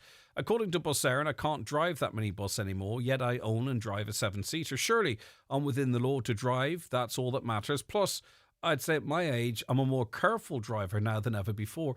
I would agree. And what I don't understand is how this is not a bit more controversial, because according to the state, you are entitled to drive. You are legally entitled to drive, and the state permits that. Yet Bus Éireann quote the Road Safety Authority of Ireland, which I think is quite interesting, stating that you're less safe to drive because you're 70 or over.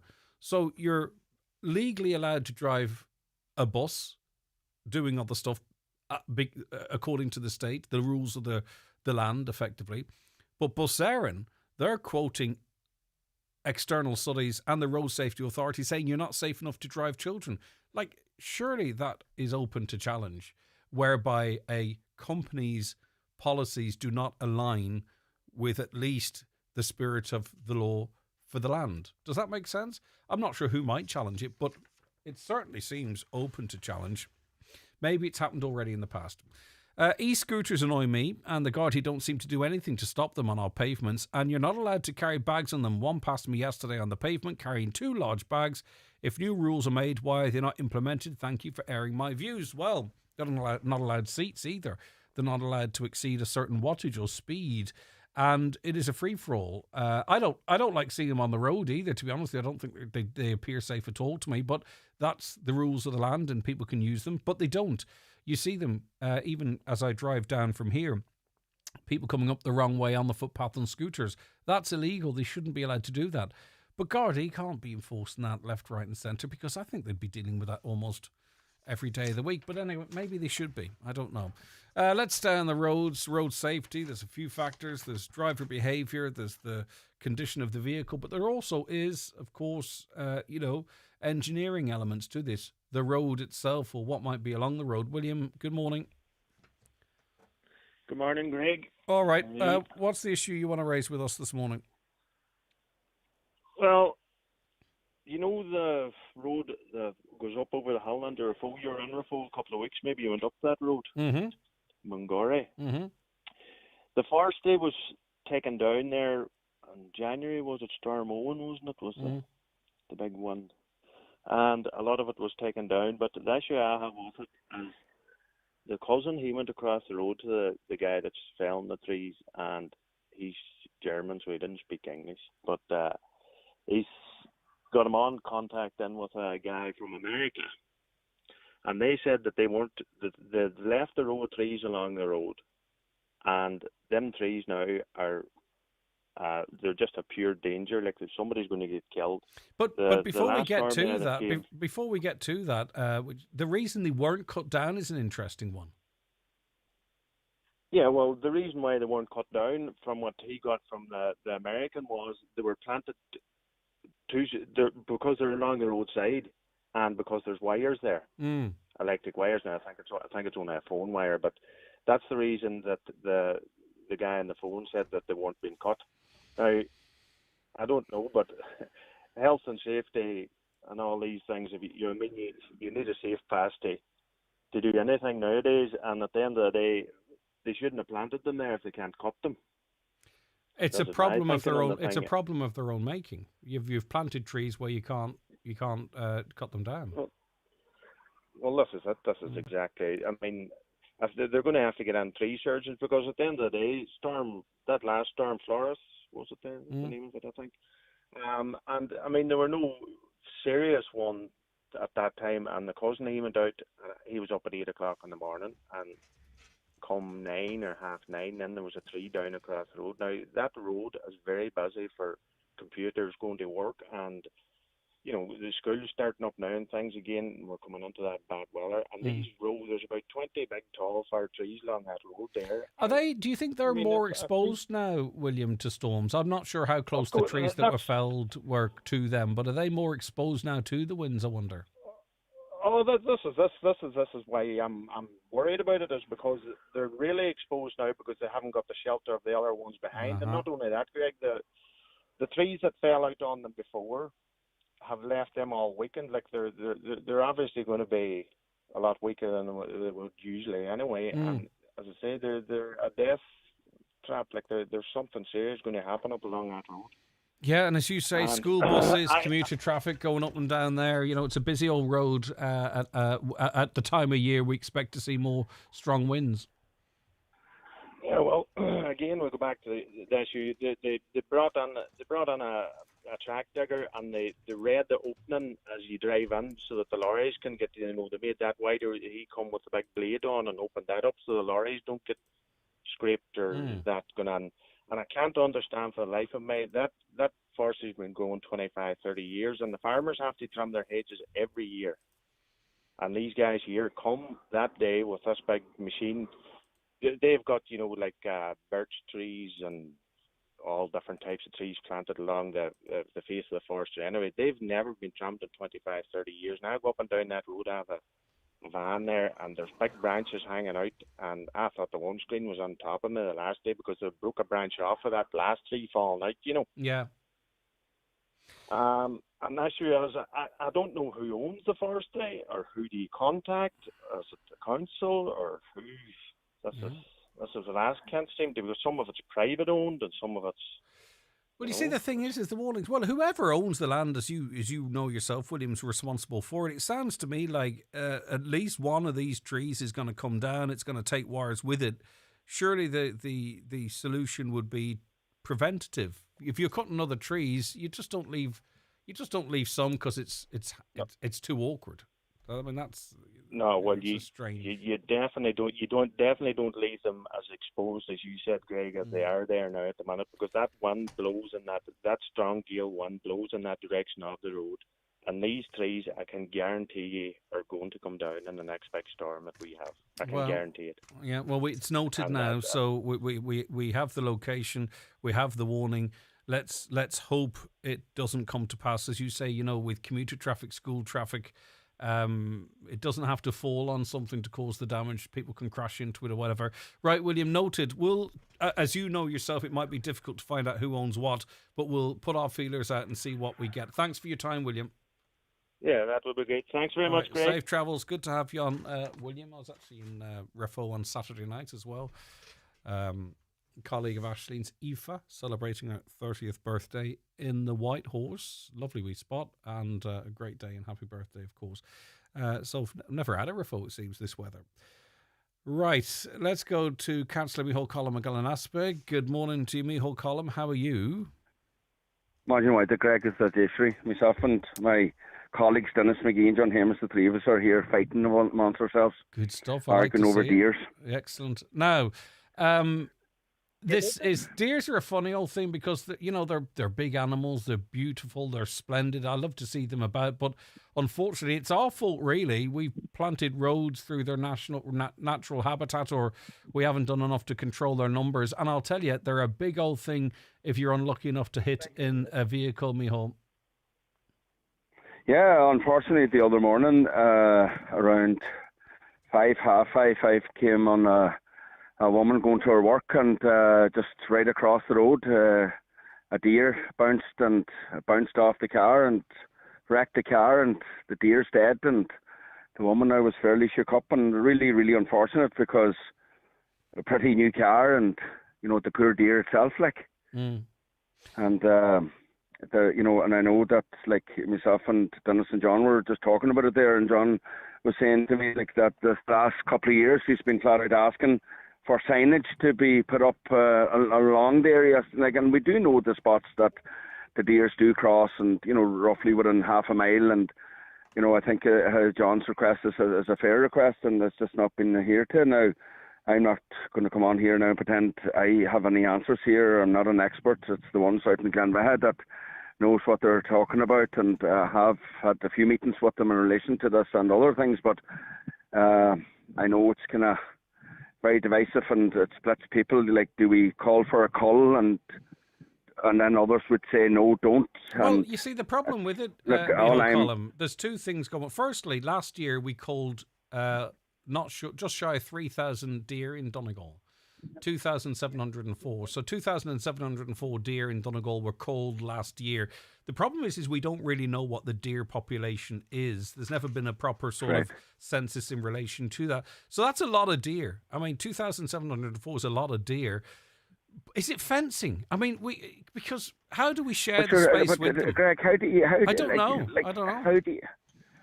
You can't fence it. Like we've seen years ago when the deer was reintroduced out the back, Cooley Article, when they fenced that whole area. But sure, look, the deers are capable to get over the fence, and like that, they're all over the county and right across, I suppose, the whole country at this. And yes, we have to co-live with each other, absolutely. But I was talking to one of the shooters there lately, a mate of mine, Tarland. Like, he was saying, like, every 2 years the deer population doubles, and they don't have a natural predator, well, apart from the cars, but what do you call it?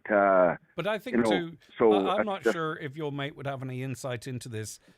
We need to make sure we're culling. Say that again. I'm not sure if your mate would have an insight into this, but we have to make sure we're culling the right deer to control the population. You know, when there are people in the know that knows which, you know, so I don't know if it's the male deer or it's the female deer of calving age. You know, like, we need to make sure that if we're killing 2,704 of them a year, that we're doing it in the right way to actually control the population. We're not going to eliminate it, and I don't think any of us do, but there's a lack of information. That's the problem. You know, we're killing a lot of deer, but there's a lot of deer. No, I think there are, look, the professional shooters out there that has licenses know what they're doing. Like, they're very capable. They're experienced. They know exactly which of them that needs culling, shooting. And obviously we do have another problem then with poachers coming in and, you know, cutting them up and throwing the carcass anywhere at all and taking the meat and selling it. But look, I would have a fair faith in those professionals, what they're doing. What they're doing, and Glenveagh are the ones that I think that really knows what they're at. Like, but I suppose just using this opportunity is that in the areas that has been high accident points, like, people need to slow down. And genuinely, just before I came on, this poor woman, just about a mile up the road prior to that, and I was saying to myself, you know, I just need to be more vigilant. And then unfortunately came on this on the accident itself, like, you know. All right, listen, thank you for that, Councillor Micheál Cullen. I got an aspect there. You know, we hear about some of them, we don't hear about a lot of them, and then we don't necessarily hear about near misses or if a car leaves the road, all that. The signage is grand. I just think sometimes, you know, those signs are quite popular around the county, but you kind of maybe roll the dice, do you, when you're driving, trying to be honest here, and you think, well, I've never seen one, is it likely? But I don't know what we're going to do. We've culled 78,000 deer across the country last year. One of the biggest culls outside of Galway and Waterford and Wicklow was here in Donegal. But in Wicklow, they culled over 25,000. We're well behind that at 2,704. But what is the deer population of Donegal? So, you know, how can you effectively control or cull a species if you're not necessarily sure how many of the deer exist? Any insight into that? Any views or opinions? 086 60 25,000. The 9 till noon show with the Northwest Truck Fest this Saturday and Sunday on Neil T. Blinny Road, Letterkenny. Gates open to the public at 4 on Saturday and 11 a.m. on Sunday, with proceeds to Cancer Care West. Attention golfers, the rescheduled Ronald McDonald Golf Classic will take place at Dunfanny Golf Club on Friday the 22nd of August. Join us and enjoy the crack while raising funds for a worthy charity who help countless Donegal families while their children are required to visit or stay at the Children's Hospital in Dublin. A team of 4 costs €150 and includes food and great prizes on the day. To book, contact Dunfanny Golf Club on 07491363335 or visit dunfannygolfclub.com. Hurry! The Hillary's summer sale ends soon. Don't miss out on up to 50% off hundreds of made-to-measure blinds, curtains and shutters. Plus, you can still get €50 off your blind order when you choose electric, making controlling your blinds a breeze. But be quick, these offers end 26th of August. And if you find the same product with the same service for less, we'll match the price. Book your free in-home appointment today or visit hillarys.ie. The Hillary's summer sale ends soon. Don't miss it. Conditions apply. The acclaimed play 3 Hail Marys on Grain On Letterkenny, Friday, September 5th and Saturday 6th. See on grainon.com. Selling fast. Tired of car troubles? Your brand new 252 Suzuki awaits at Barry Brown Cars. With 0% finance, a rock-solid 10-year warranty, and Suzuki's legendary reliability, you can drive away with complete confidence. Visit Barry Brown Cars in Milford or Donegal Town today. Your journey to 10 years of worry-free motoring starts here. Enjoy family fun this Sunday at the Northwest Truck Fest on Neil T. Blinny Road, Letterkenny. There's live music, trophy presentations and a truck convoy through Letterkenny Main Street at 5. This ad is sponsored by Cranford Store, 9155633. Ding ding dong Hi everybody, Michael English here. Join me for the Highland Radio Country Music Weekend at the Clanry Hotel, Letterkenny, this October 31st and November 1st. I'll be performing live over the weekend with my band, along with my great friends Patrick Feeney and his band, David James and his band, Stacey Breen, Jordan McPolan, and many, many, many more. Enjoy 2 nights B&B plus tickets to 2 brilliant nights of dancing and live country music. Book now at clanryhotel.com or highlandradio.com. I'll see you there. Highland Radio Time Checks brought to you by EirGrid, the operator and developer of Ireland's electricity grid. EirGrid, powering up communities, powering up Ireland. The time is? The time now is 11:19, and I can say good morning to Lorna Wilson. Lorna, good morning to you. Good morning. Lovely to see you. Thank you so much for joining us. Now, this is about a random act of kindness that you've been kind enough to share with us, so I'll just let you pick up the story, Lorna. Yeah, it was so exciting. We were in the Water's Edge restaurant just outside Rathmullen on Sunday for a family get together, and it turned out to be a surprise birthday for myself, a big birthday. And we had the balloons and all up in the restaurant, and everything looked fabulous. And we were enjoying our meal. We were having great crack. We'd had our starter and our main course. And all of a sudden, the restaurant manager, Mary McBride, came over and said, an American lady just across the way has paid for your meal. And I automatically thought, she's paid for my meal. My goodness, what a lovely thing to do. And Mary says, no, she's paid for everybody's meal. Now, there were only 17 people in the party, so she paid for 17 people's starter, main course, and a few drinks. And everybody just was stunned, including Mary McBride, the restaurant manager. Like, we were just all like, my goodness. And so she hadn't left. So I went over and had about a very short 2-minute conversation with her. She gave me her name, her telephone number, and she's from Texas. And she paid a bill of 630 euro. What a wonderful thing. And even in the brief conversation or maybe a bit of online detective work since, do you know why she decided to do such a wonderful gesture? Well, her name is Jacqueline Scripps, and she's from Texas, and she did share her phone number with me, and I have tried to text her, but she's obviously decided she's on holidays and is not going to interact until maybe she goes home. But she did say, like, I just said, my goodness, why? And she just said, being 60 is such a special celebration, and she just wanted to make somebody's day. And I mean, she definitely made my day, the group's day, everybody in the restaurant's day. Even yesterday and today, we're all still buzzing. It's just such a, I don't know, it's kind of unreal. It is, and I think it also too the fact that it was a surprise birthday. The surprises just kept coming. You know, firstly it's a surprise birthday party, then Jacqueline's surprise generosity. It sounds like it, and in a fantastic setting as well at the Water's Edge Rathmullen. It just sounds like a dream birthday celebration. It was. I mean, the Water's Edge is absolutely beautiful, really, really stunning location. And I mean, the crack was already good, and then the whole mood just elevated.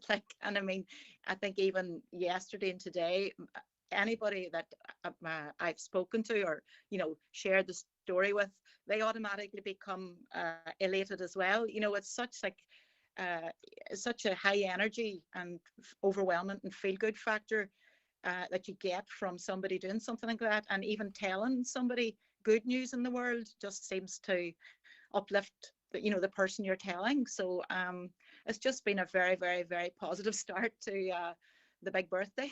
Yeah, but you're still in your late 50s, aren't you? Yes, my birthday's actually not for another. Yeah, so let's not give it up yet. She's in her mid to late 50s, folks. the birthday party was early. That's probably why it was such a surprise. A total surprise, yes. The birthday was a few weeks early, so yeah. But I mean, being 60 is kind of it's a huge achievement, I think. And I mean, I don't know why she chose somebody with a 60th birthday. Maybe she has a special reason. She herself said it was such a special birthday. So maybe she has her own reasons for choosing that. I'm not sure. But yeah, and in a way, maybe she's paying forward an act of kindness herself. Who is to know? And as you say, it brings joy to people as you share the story, and you've bringing joy to people today. I'm sure sharing it with us, and you've shared it on social media, and lots of engagement, and a lift for the Water's Edge as well too. Nice positive story. It's all good. Totally. I mean, the whole positivity. I mean, we were with a group of, the people in our group ranged from age, well, we had a little child, but we had age 13 to age being 60. And I mean, the role model, even just, young people even observing somebody doing that, it's like something that I suppose we don't observe a lot, to that extent, the size of the bill that she actually paid. And I think it's just a total role model in society today that there are good people out there that, we can continue to pay it forward, and we can continue to do random act of kindness throughout our daily life, no matter how small or, whatever way it is. Well, that's it. I was going to say that because in this case, her act of kindness was a monetary one, and that's lovely, but we can all do our bit, can't we? Lorna, lovely story. A very, very happy birthday. I don't want to patronise you, but I wouldn't have guessed the big birthday began with a 6. I'll just be completely honest with you. So 60 must be the new 40. Yeah, thank you very much. That's very complimentary. Yeah. We just have to tell our knees and hips that. Thank you. All right, listen, take care, Lorna. Enjoy your birthday, by the way, and a lovely story, and thanks for being such a good sport and sharing it with us. Thanks a million. Bye-bye. Happy birthday, Lorna Wilson there. Can you match that in terms of acts of kindness? €622 the bill was for, and the lovely lady was from Texas, Jacqueline Scripps. She's travelling around Ireland. I believe she's a photographer, obviously either well-resourced, but also very, very generous. Can you match that? That's a pretty nice act of kindness. There must have been something in your life that you want to share with us that matches that. And as I say, the value of an act of kindness is not always the monetary value. We heard a little earlier on of a lady, or was it yesterday, whereby she had to get to work. She was stuck in traffic. The road was closed and someone led her effectively to work. Another act of kindness. What else have you come across? 086 60 25,000. Share your joy. 086 60 25,000 or call us on 074 91 25,000 via email. Motorbikes are travelling very fast going through Annagry these past few days. The roads are very busy through the village during the day and evening. It's a collision waiting to happen. I don't want to paint all motorbike drivers. I certainly don't. I've never overtaken a bike. I've been overtaken by many, many bikes. This weaving in and out of traffic, going up the inside, outside. It's not illegal. It's perfectly legal. But you do see some very dangerous activity on the roads, and I think maybe because they appear so vulnerable, it kind of hits home more than maybe other vehicle dangerous driving. This crap of rules, you don't do this, you don't do that, it's all control. As for driving buses after 70, it's pure crap. This person likes the word crap, but I appreciate you probably censoring it for us. The correct story is the government are trying to stop all licences at the age of 70. This is just the beginning of it. Soon car drivers, in fact, all drivers will lose their licences at the age of 70. Just wait and see. And remember this text when it is looked for. I'll tell you why I don't agree with you. Because they're actually trying to push the retirement age out past 70. So if you're trying to do that, it would be counterintuitive then to stop people driving. We will be working, not maybe me or, but certainly my sons. I think my sons will be working till 75. I think that's when the pension will kick in. So I don't agree with you. I respect your decision. You could be right. I'm not going to bet because I'll probably be dead. But yeah, I think actually what the state wants is working us working beyond 70. And I can't see putting us off the road helping that. Greg talking about roads and dark evenings. See the road between Carrigans and St. Johnstone. It's a long stretch of road. Could you ask the council to paint the white lines again? It's so dark at night. Yeah. There needs that, not just there, but in a number of places. Greg, on the bus thing, just say Paddy pulls up to lift your child. Good old guy, everyone's friend. He smoked 60 a day, heart condition, had a stroke last year. Is he your man? Rule is a rule. But sure, let's say he's 35. And he smokes 80 a day, as a heart condition, had a stroke last year. Is he your man? Or I can only go by the 70-year-olds I know, and the 70-year-olds I know have a lifelong experience of driving. They're driving on back roads. They're driving slowly. The buses are limited as to what speed they can go. And we aren't hearing about collisions left, right and centre of 72-year-old bus drivers. They are tested every year for their health, their blood pressures checked, their weights checked, all that kind of stuff, as far as I'm aware. And that happens every year. They have to go and make sure they know the rule. The rules for being a bus driver are very strict. So this example, of course, if you're smoking 80 a day, you have a heart condition, had a stroke last year, you're probably not about at 71.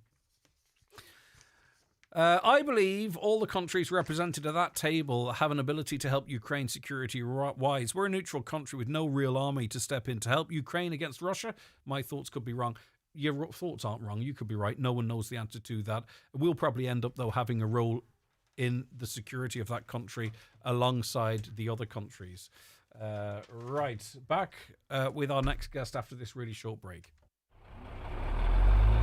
The 9 till noon show with the Northwest Truck Fest, taking place this Saturday and Sunday on Neil T. Blinley Road, Letterkenny. Enjoy live music both days, family fun, the spectacular truck convoy, and so much more. If you're aged 59 to 70, we will invite you for a free HSE bowel screening home test. Screening can help find signs of bowel cancer early, before any symptoms show, making it easier to treat. Question: how can you save big time on back-to-school breakfast items? Answer: simple. Just pop into Aldi. There's a whole range of delicious and filling breakfast items to choose from. Like original Irish porridge oats for $1.19 and pure squeezy honey for just $1.69. Plus, our Gronias pancakes are just $1.19. Full marks, Aldi. Good food, good mood. From Aldi, while stocks last.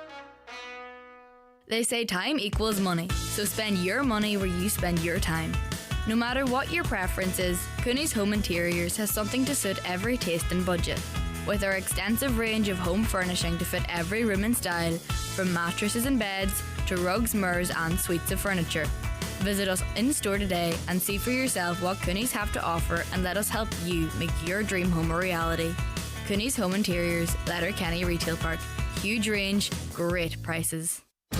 Oakfest 2025 returns to Oakfield Park this September 6th and 7th. 2 days, 2 stages, 1 unforgettable weekend. Enjoy live music, incredible food and drink, and glamping under the stars, all in one of Ireland's most spectacular settings. Saturday, live and original, featuring Wet Wet Wet, Boney M, Racy, and the Whistling Donkeys. Sunday, Legends Reimagined, with tribute performances to the Eagles, Blondie, Springsteen, and more. Tickets are going fast. Get yours now at oakfieldpark.com.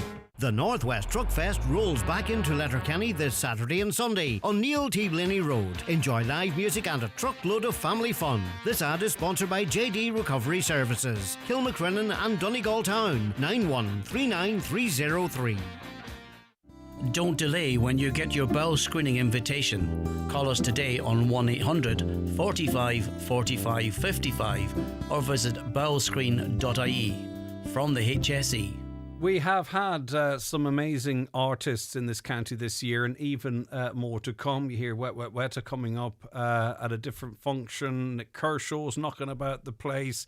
We've had the Saw Doctors, the Human League, and up there with them are the fantastic Undertones. This is all part of Summer Sessions. The Thursday 21st of August Summer Session kicks off the second weekend of gigs with the Human League, the Undertones and Nick Kershaw. It is guaranteed to be a brilliant night of music down at the Kiltoy Roundabout. We're joined on the programme by Billy Doherty, drummer with the Undertones. Billy, good morning to you. Good morning, Craig. How are you? I'm doing fantastic, Billy, and you and the crew up in Donegal, and huge interest already in the gig. You're still enjoying the gigging side of things, Billy? Yeah, absolutely. I mean, next year will be our 50th anniversary, which is unbelievable. And we still get the same enjoyment and the same fun as we did back in the day when we started. It's exactly the same, which is terrific. And I think the longevity of the band, by the way, when you says 50 years, I think there's a few people have fallen off their chairs listening to it because they'll remember some of the first music and go, what? Yeah. 50 years? Yeah. But the longevity is remarkable. But that is down to the quality of the music, isn't it? Yeah, we stood the test of time, thankfully, and when the band formed in 1978, and then we broke up in 1983. Fergal Sharkey, he left the band, and then he went on to have a very successful solo career.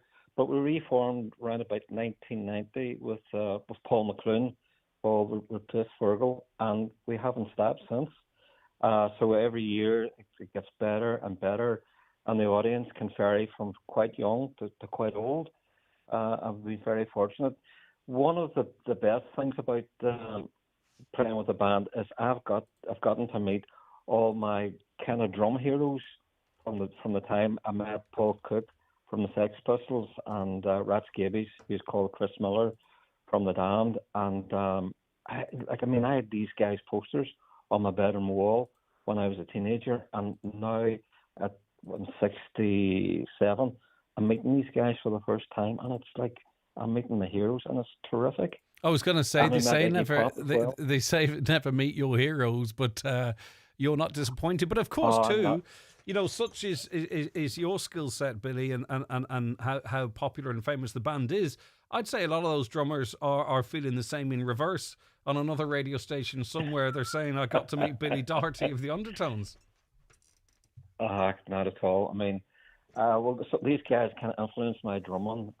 So I was nicking or borrowing their drum patterns. It'd be nice now to think that they thought that I had an influence in them, but I don't think that's the case. But we've been exceptionally fortunate that the band has a longevity and it still continues. And we're really looking forward to doing the thing with the Human League. Actually, we mentioned one of the songs that we do is My Perfect Cousin, and on that song we mentioned the Human League. Wow! And we met the Human League way back when we did Top of the Pops. But this is the first time ever that we'll be actually playing with the Human League, and I'm really looking forward to it. I actually got Dare. That was their LP that they were releasing in 1981, 82, which is a great album. So I'm looking forward to seeing the Human League. There are bands that tour, and I don't want to cast any shade, but, maybe some incarnation of the Drifters or something, and they play around the place, okay, and people go there for the nostalgia side of it, and that's perfectly fine. And as I say, they're doing the thing, and I don't mean this as a criticism, Billy, but what it's leading me to is the fact that you've got, of course, people that have been on the journey with you right from the very beginning, but a band like the Undertones, and given your catalogue, and much of the music doesn't age, it's just there and it's brilliant, right? You're picking up new fans all of the time, and I'm sure you see that in the faces when you look out into the crowd. The people you'd expect to be there that have been following you for years, but maybe that group of 20-somethings that are constantly streaming you on Spotify. Yeah, I mean, the audience that we get is very diverse. I mean, you get obviously people that are our age, and then you get like very, very young kids, particularly at festivals, which are more family orientated. I mean, the kids there maybe about maybe 10 years old, might even be younger, and they'll be there with their parents and their grandmothers and grandfathers. So it's a huge range that we get, and as I say, at festivals we do attract a younger audience. It's amazing when we're playing, especially when we play, say, in Spain or Germany or France, that the audience actually knows the lyrics. Yes. They sing the lyrics back to us. But you are aware, though, Billy, as a architect of this music, I mean, you are aware how often it's played, how significant it is, how instantly recognisable the songs are, how people's memories and lives are often intertwined with that music. You as the artist, you do have that awareness. Surely the penny just doesn't drop when you see people singing back to you. You do get the significance of your music, do you? And that might sound patronising or insulting. I don't mean it like that, but I hope you get the spirit of the question. Yeah, I don't really think about it, to be honest. I'm very grateful that we do get that reaction. But as I was saying earlier, because we're all quite close, and we're very self-critical. Yeah. When we're doing a show, I'm still make mistakes, I'm still get things wrong, but the continuity of the band still remains the same as it was back in 1978. We really never think about it. Well, I never really think about it, to be honest. And every time we do a show, we don't take it for granted. We think, right, this is our first show ever, and we just go at it as best we can and try and put on as good a show as we can. It's only I'm actually in Brighton at the moment, and it's funny when people find out who you are.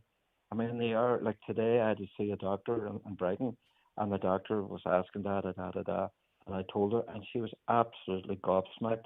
And I'm thinking, my God, I didn't think we were that famous. But we do seem to have a reputation, which is really good. It's instantly right. I could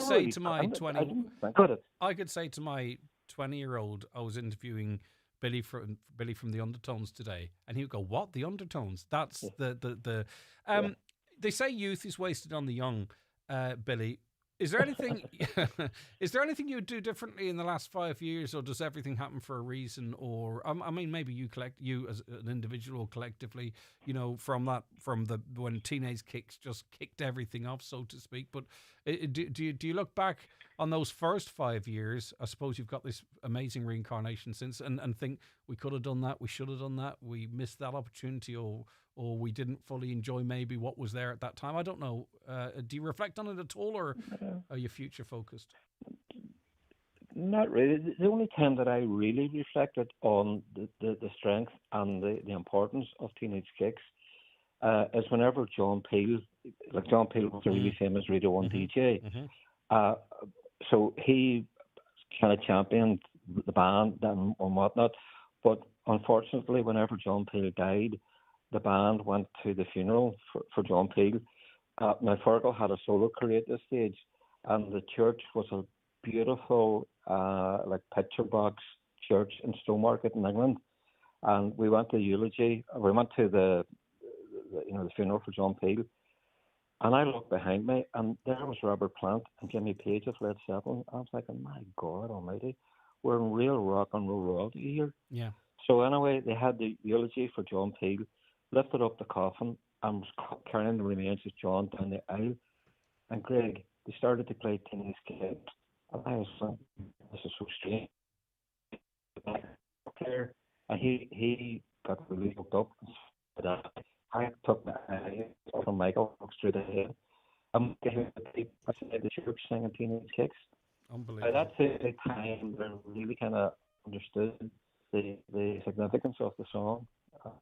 Until that point, I didn't really understand the significance of the song. Okay. And then years later, yes.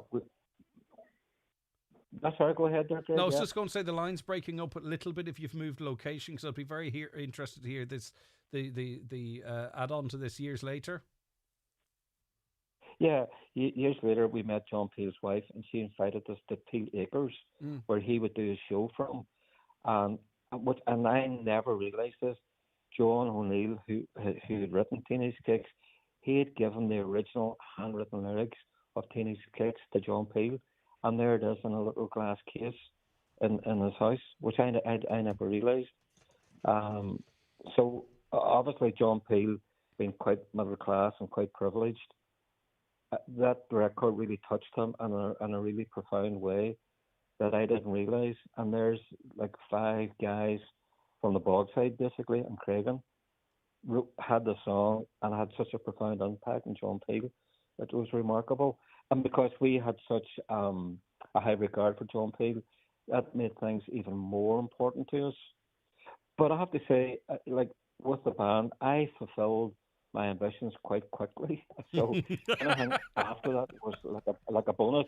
I mean, for me, getting a record made, getting it played by John Peel, and then getting Top of the Pops, I was just quite content with that. I mean, to me, that was it. I had accomplished what I'd set out to do. So anything after that was a bonus.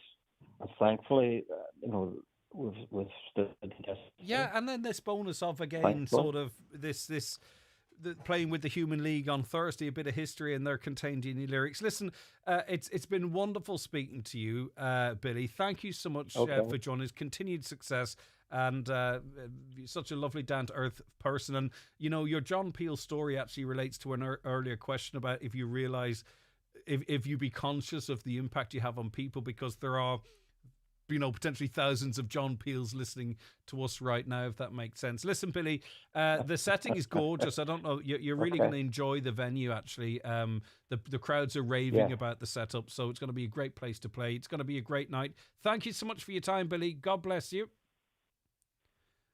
Okay, there is that line failing a little bit with us. That's Billy Doherty, the drummer with the Undertones. They are playing on Thursday, the 21st of August at Summer Sessions. The Human League are there. Nick Kershaw is there as well, would you believe? I'm going to have to mute for 2.5 minutes on our socials. Don't worry about that. We're not going anywhere.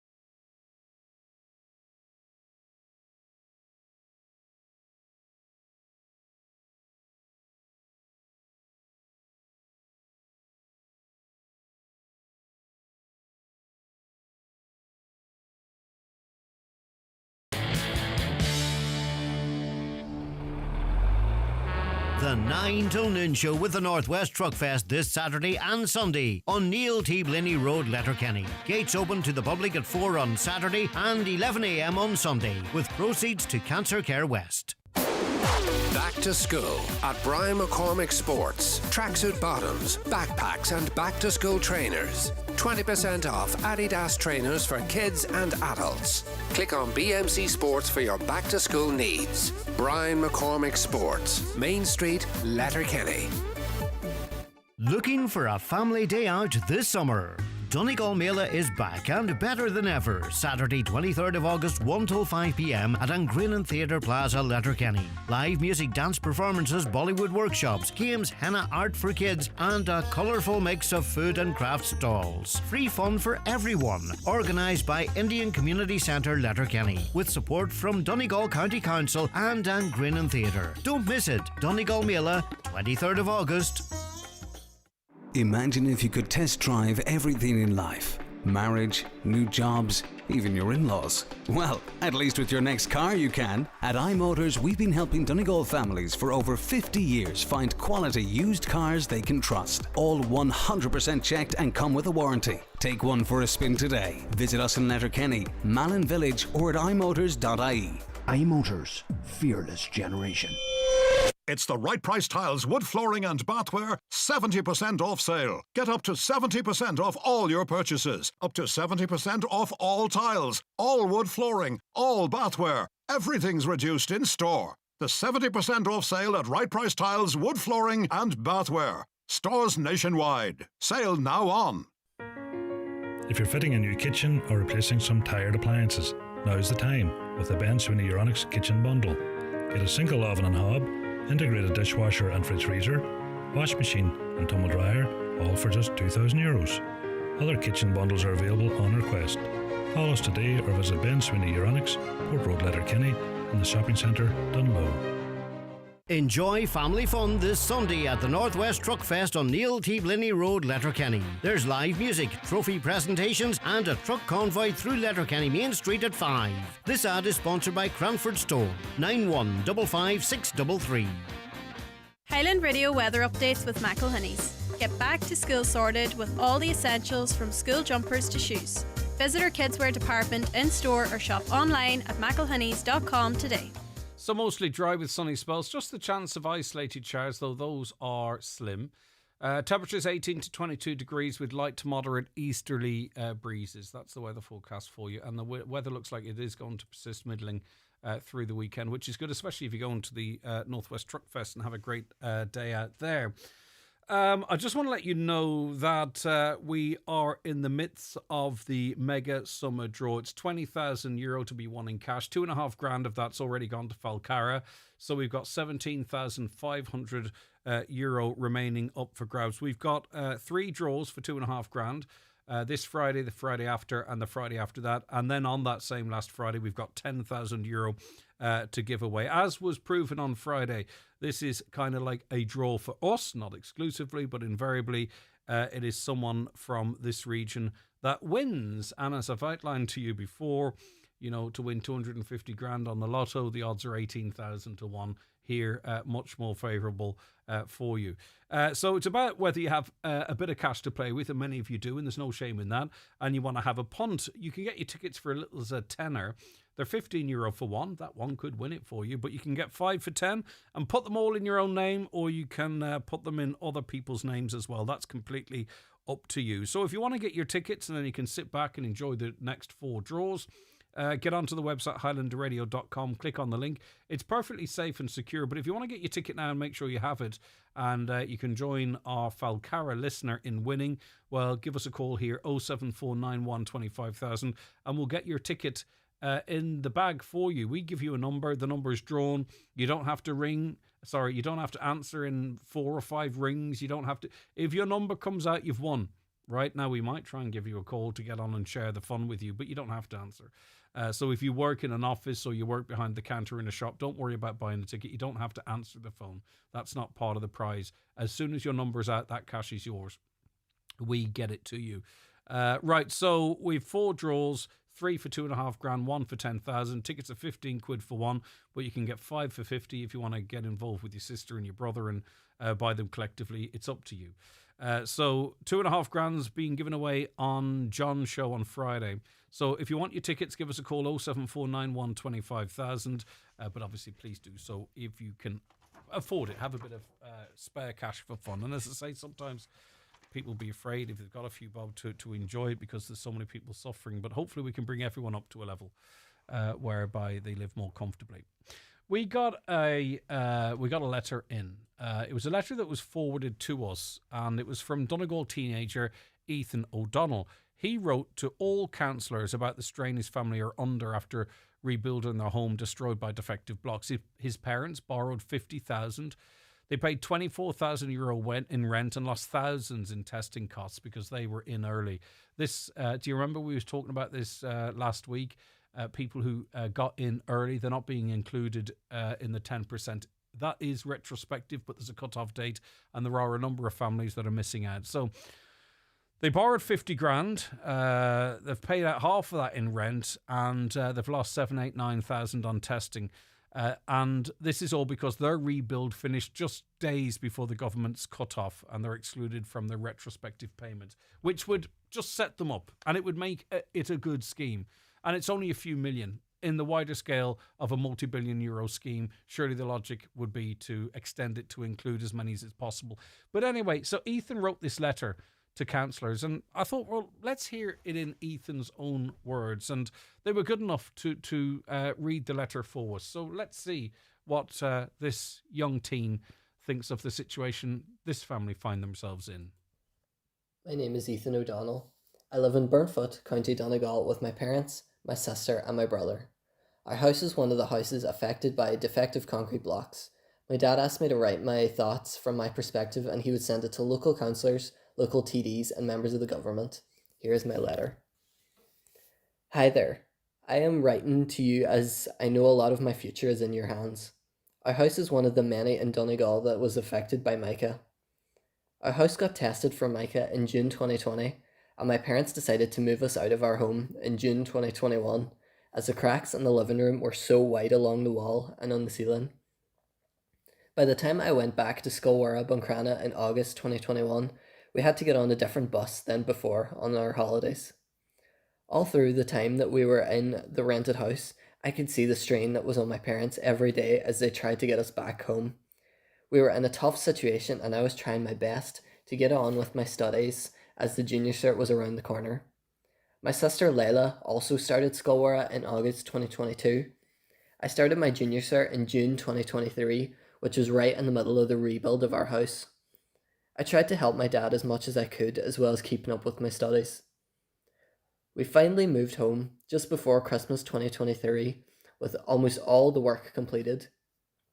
I thought this was going to be the end of the pressure on mum and dad, but I know that we are under serious financial pressure, leading to loans from my grandparents from time to time. Dad always thought that once this 10% increase comes through, we'll get back to normal, but he told me that we won't get it because we finished our house too early. How can that be a punishment? How is that fair? I start my final year of Scolwara this month, and I will sit my leaving cert next year with the hope of college next year. I'm afraid to apply for any courses that is too far away from home, as I know that my parents do not have the money to help me at the minute. I beg you to remove this stupid date on qualifying for this 10% increase, not only for my parents' future, but for mine and my siblings as well. Yours faithfully, Ethan O'Donnell. Well done, Ethan. I know Mum and Dad and your grandparents will be very proud of you. An excellent reader and speaker, by the way. But you hear it in Ethan's own words there. Caroline, was it 8 or 9 houses that this sort of affects? Or maybe it was 4, 10. Is it 10? So there are those that were told, look, get on this scheme. It's a good scheme. Go for it. And they did. So they had to pay their own testing costs, which no longer has to happen. You do have to pay for a visual inspection, but the testing costs are covered now under this new scheme. And then in a great move by government, credit where it is due, it's something, they extended the cap by €10,000. Sorry, by 10%, which equates to about 50 grand. But of course they had to pick a date from where that would apply. But because this house was finished just before that date, they don't qualify for this retrospective payment. And obviously, as you heard there, it affects the family, but it affects all of the family, even down to Ethan, who shouldn't have to worry about where he goes to college because his mum and dad are indebted because of this. Do you know where I'm coming from? He's too young. He's obviously a bright young lad, doesn't need to be worrying about that. So if they could just extend that back a little bit more, it'd catch in these 10 odd houses. That's 5 million by my estimation. It's not insignificant, but you have to put it into the context of a multi-billion euro, decades and decades long scheme. And it just makes it that little bit fairer. We'll see. That's where we leave it on the show today.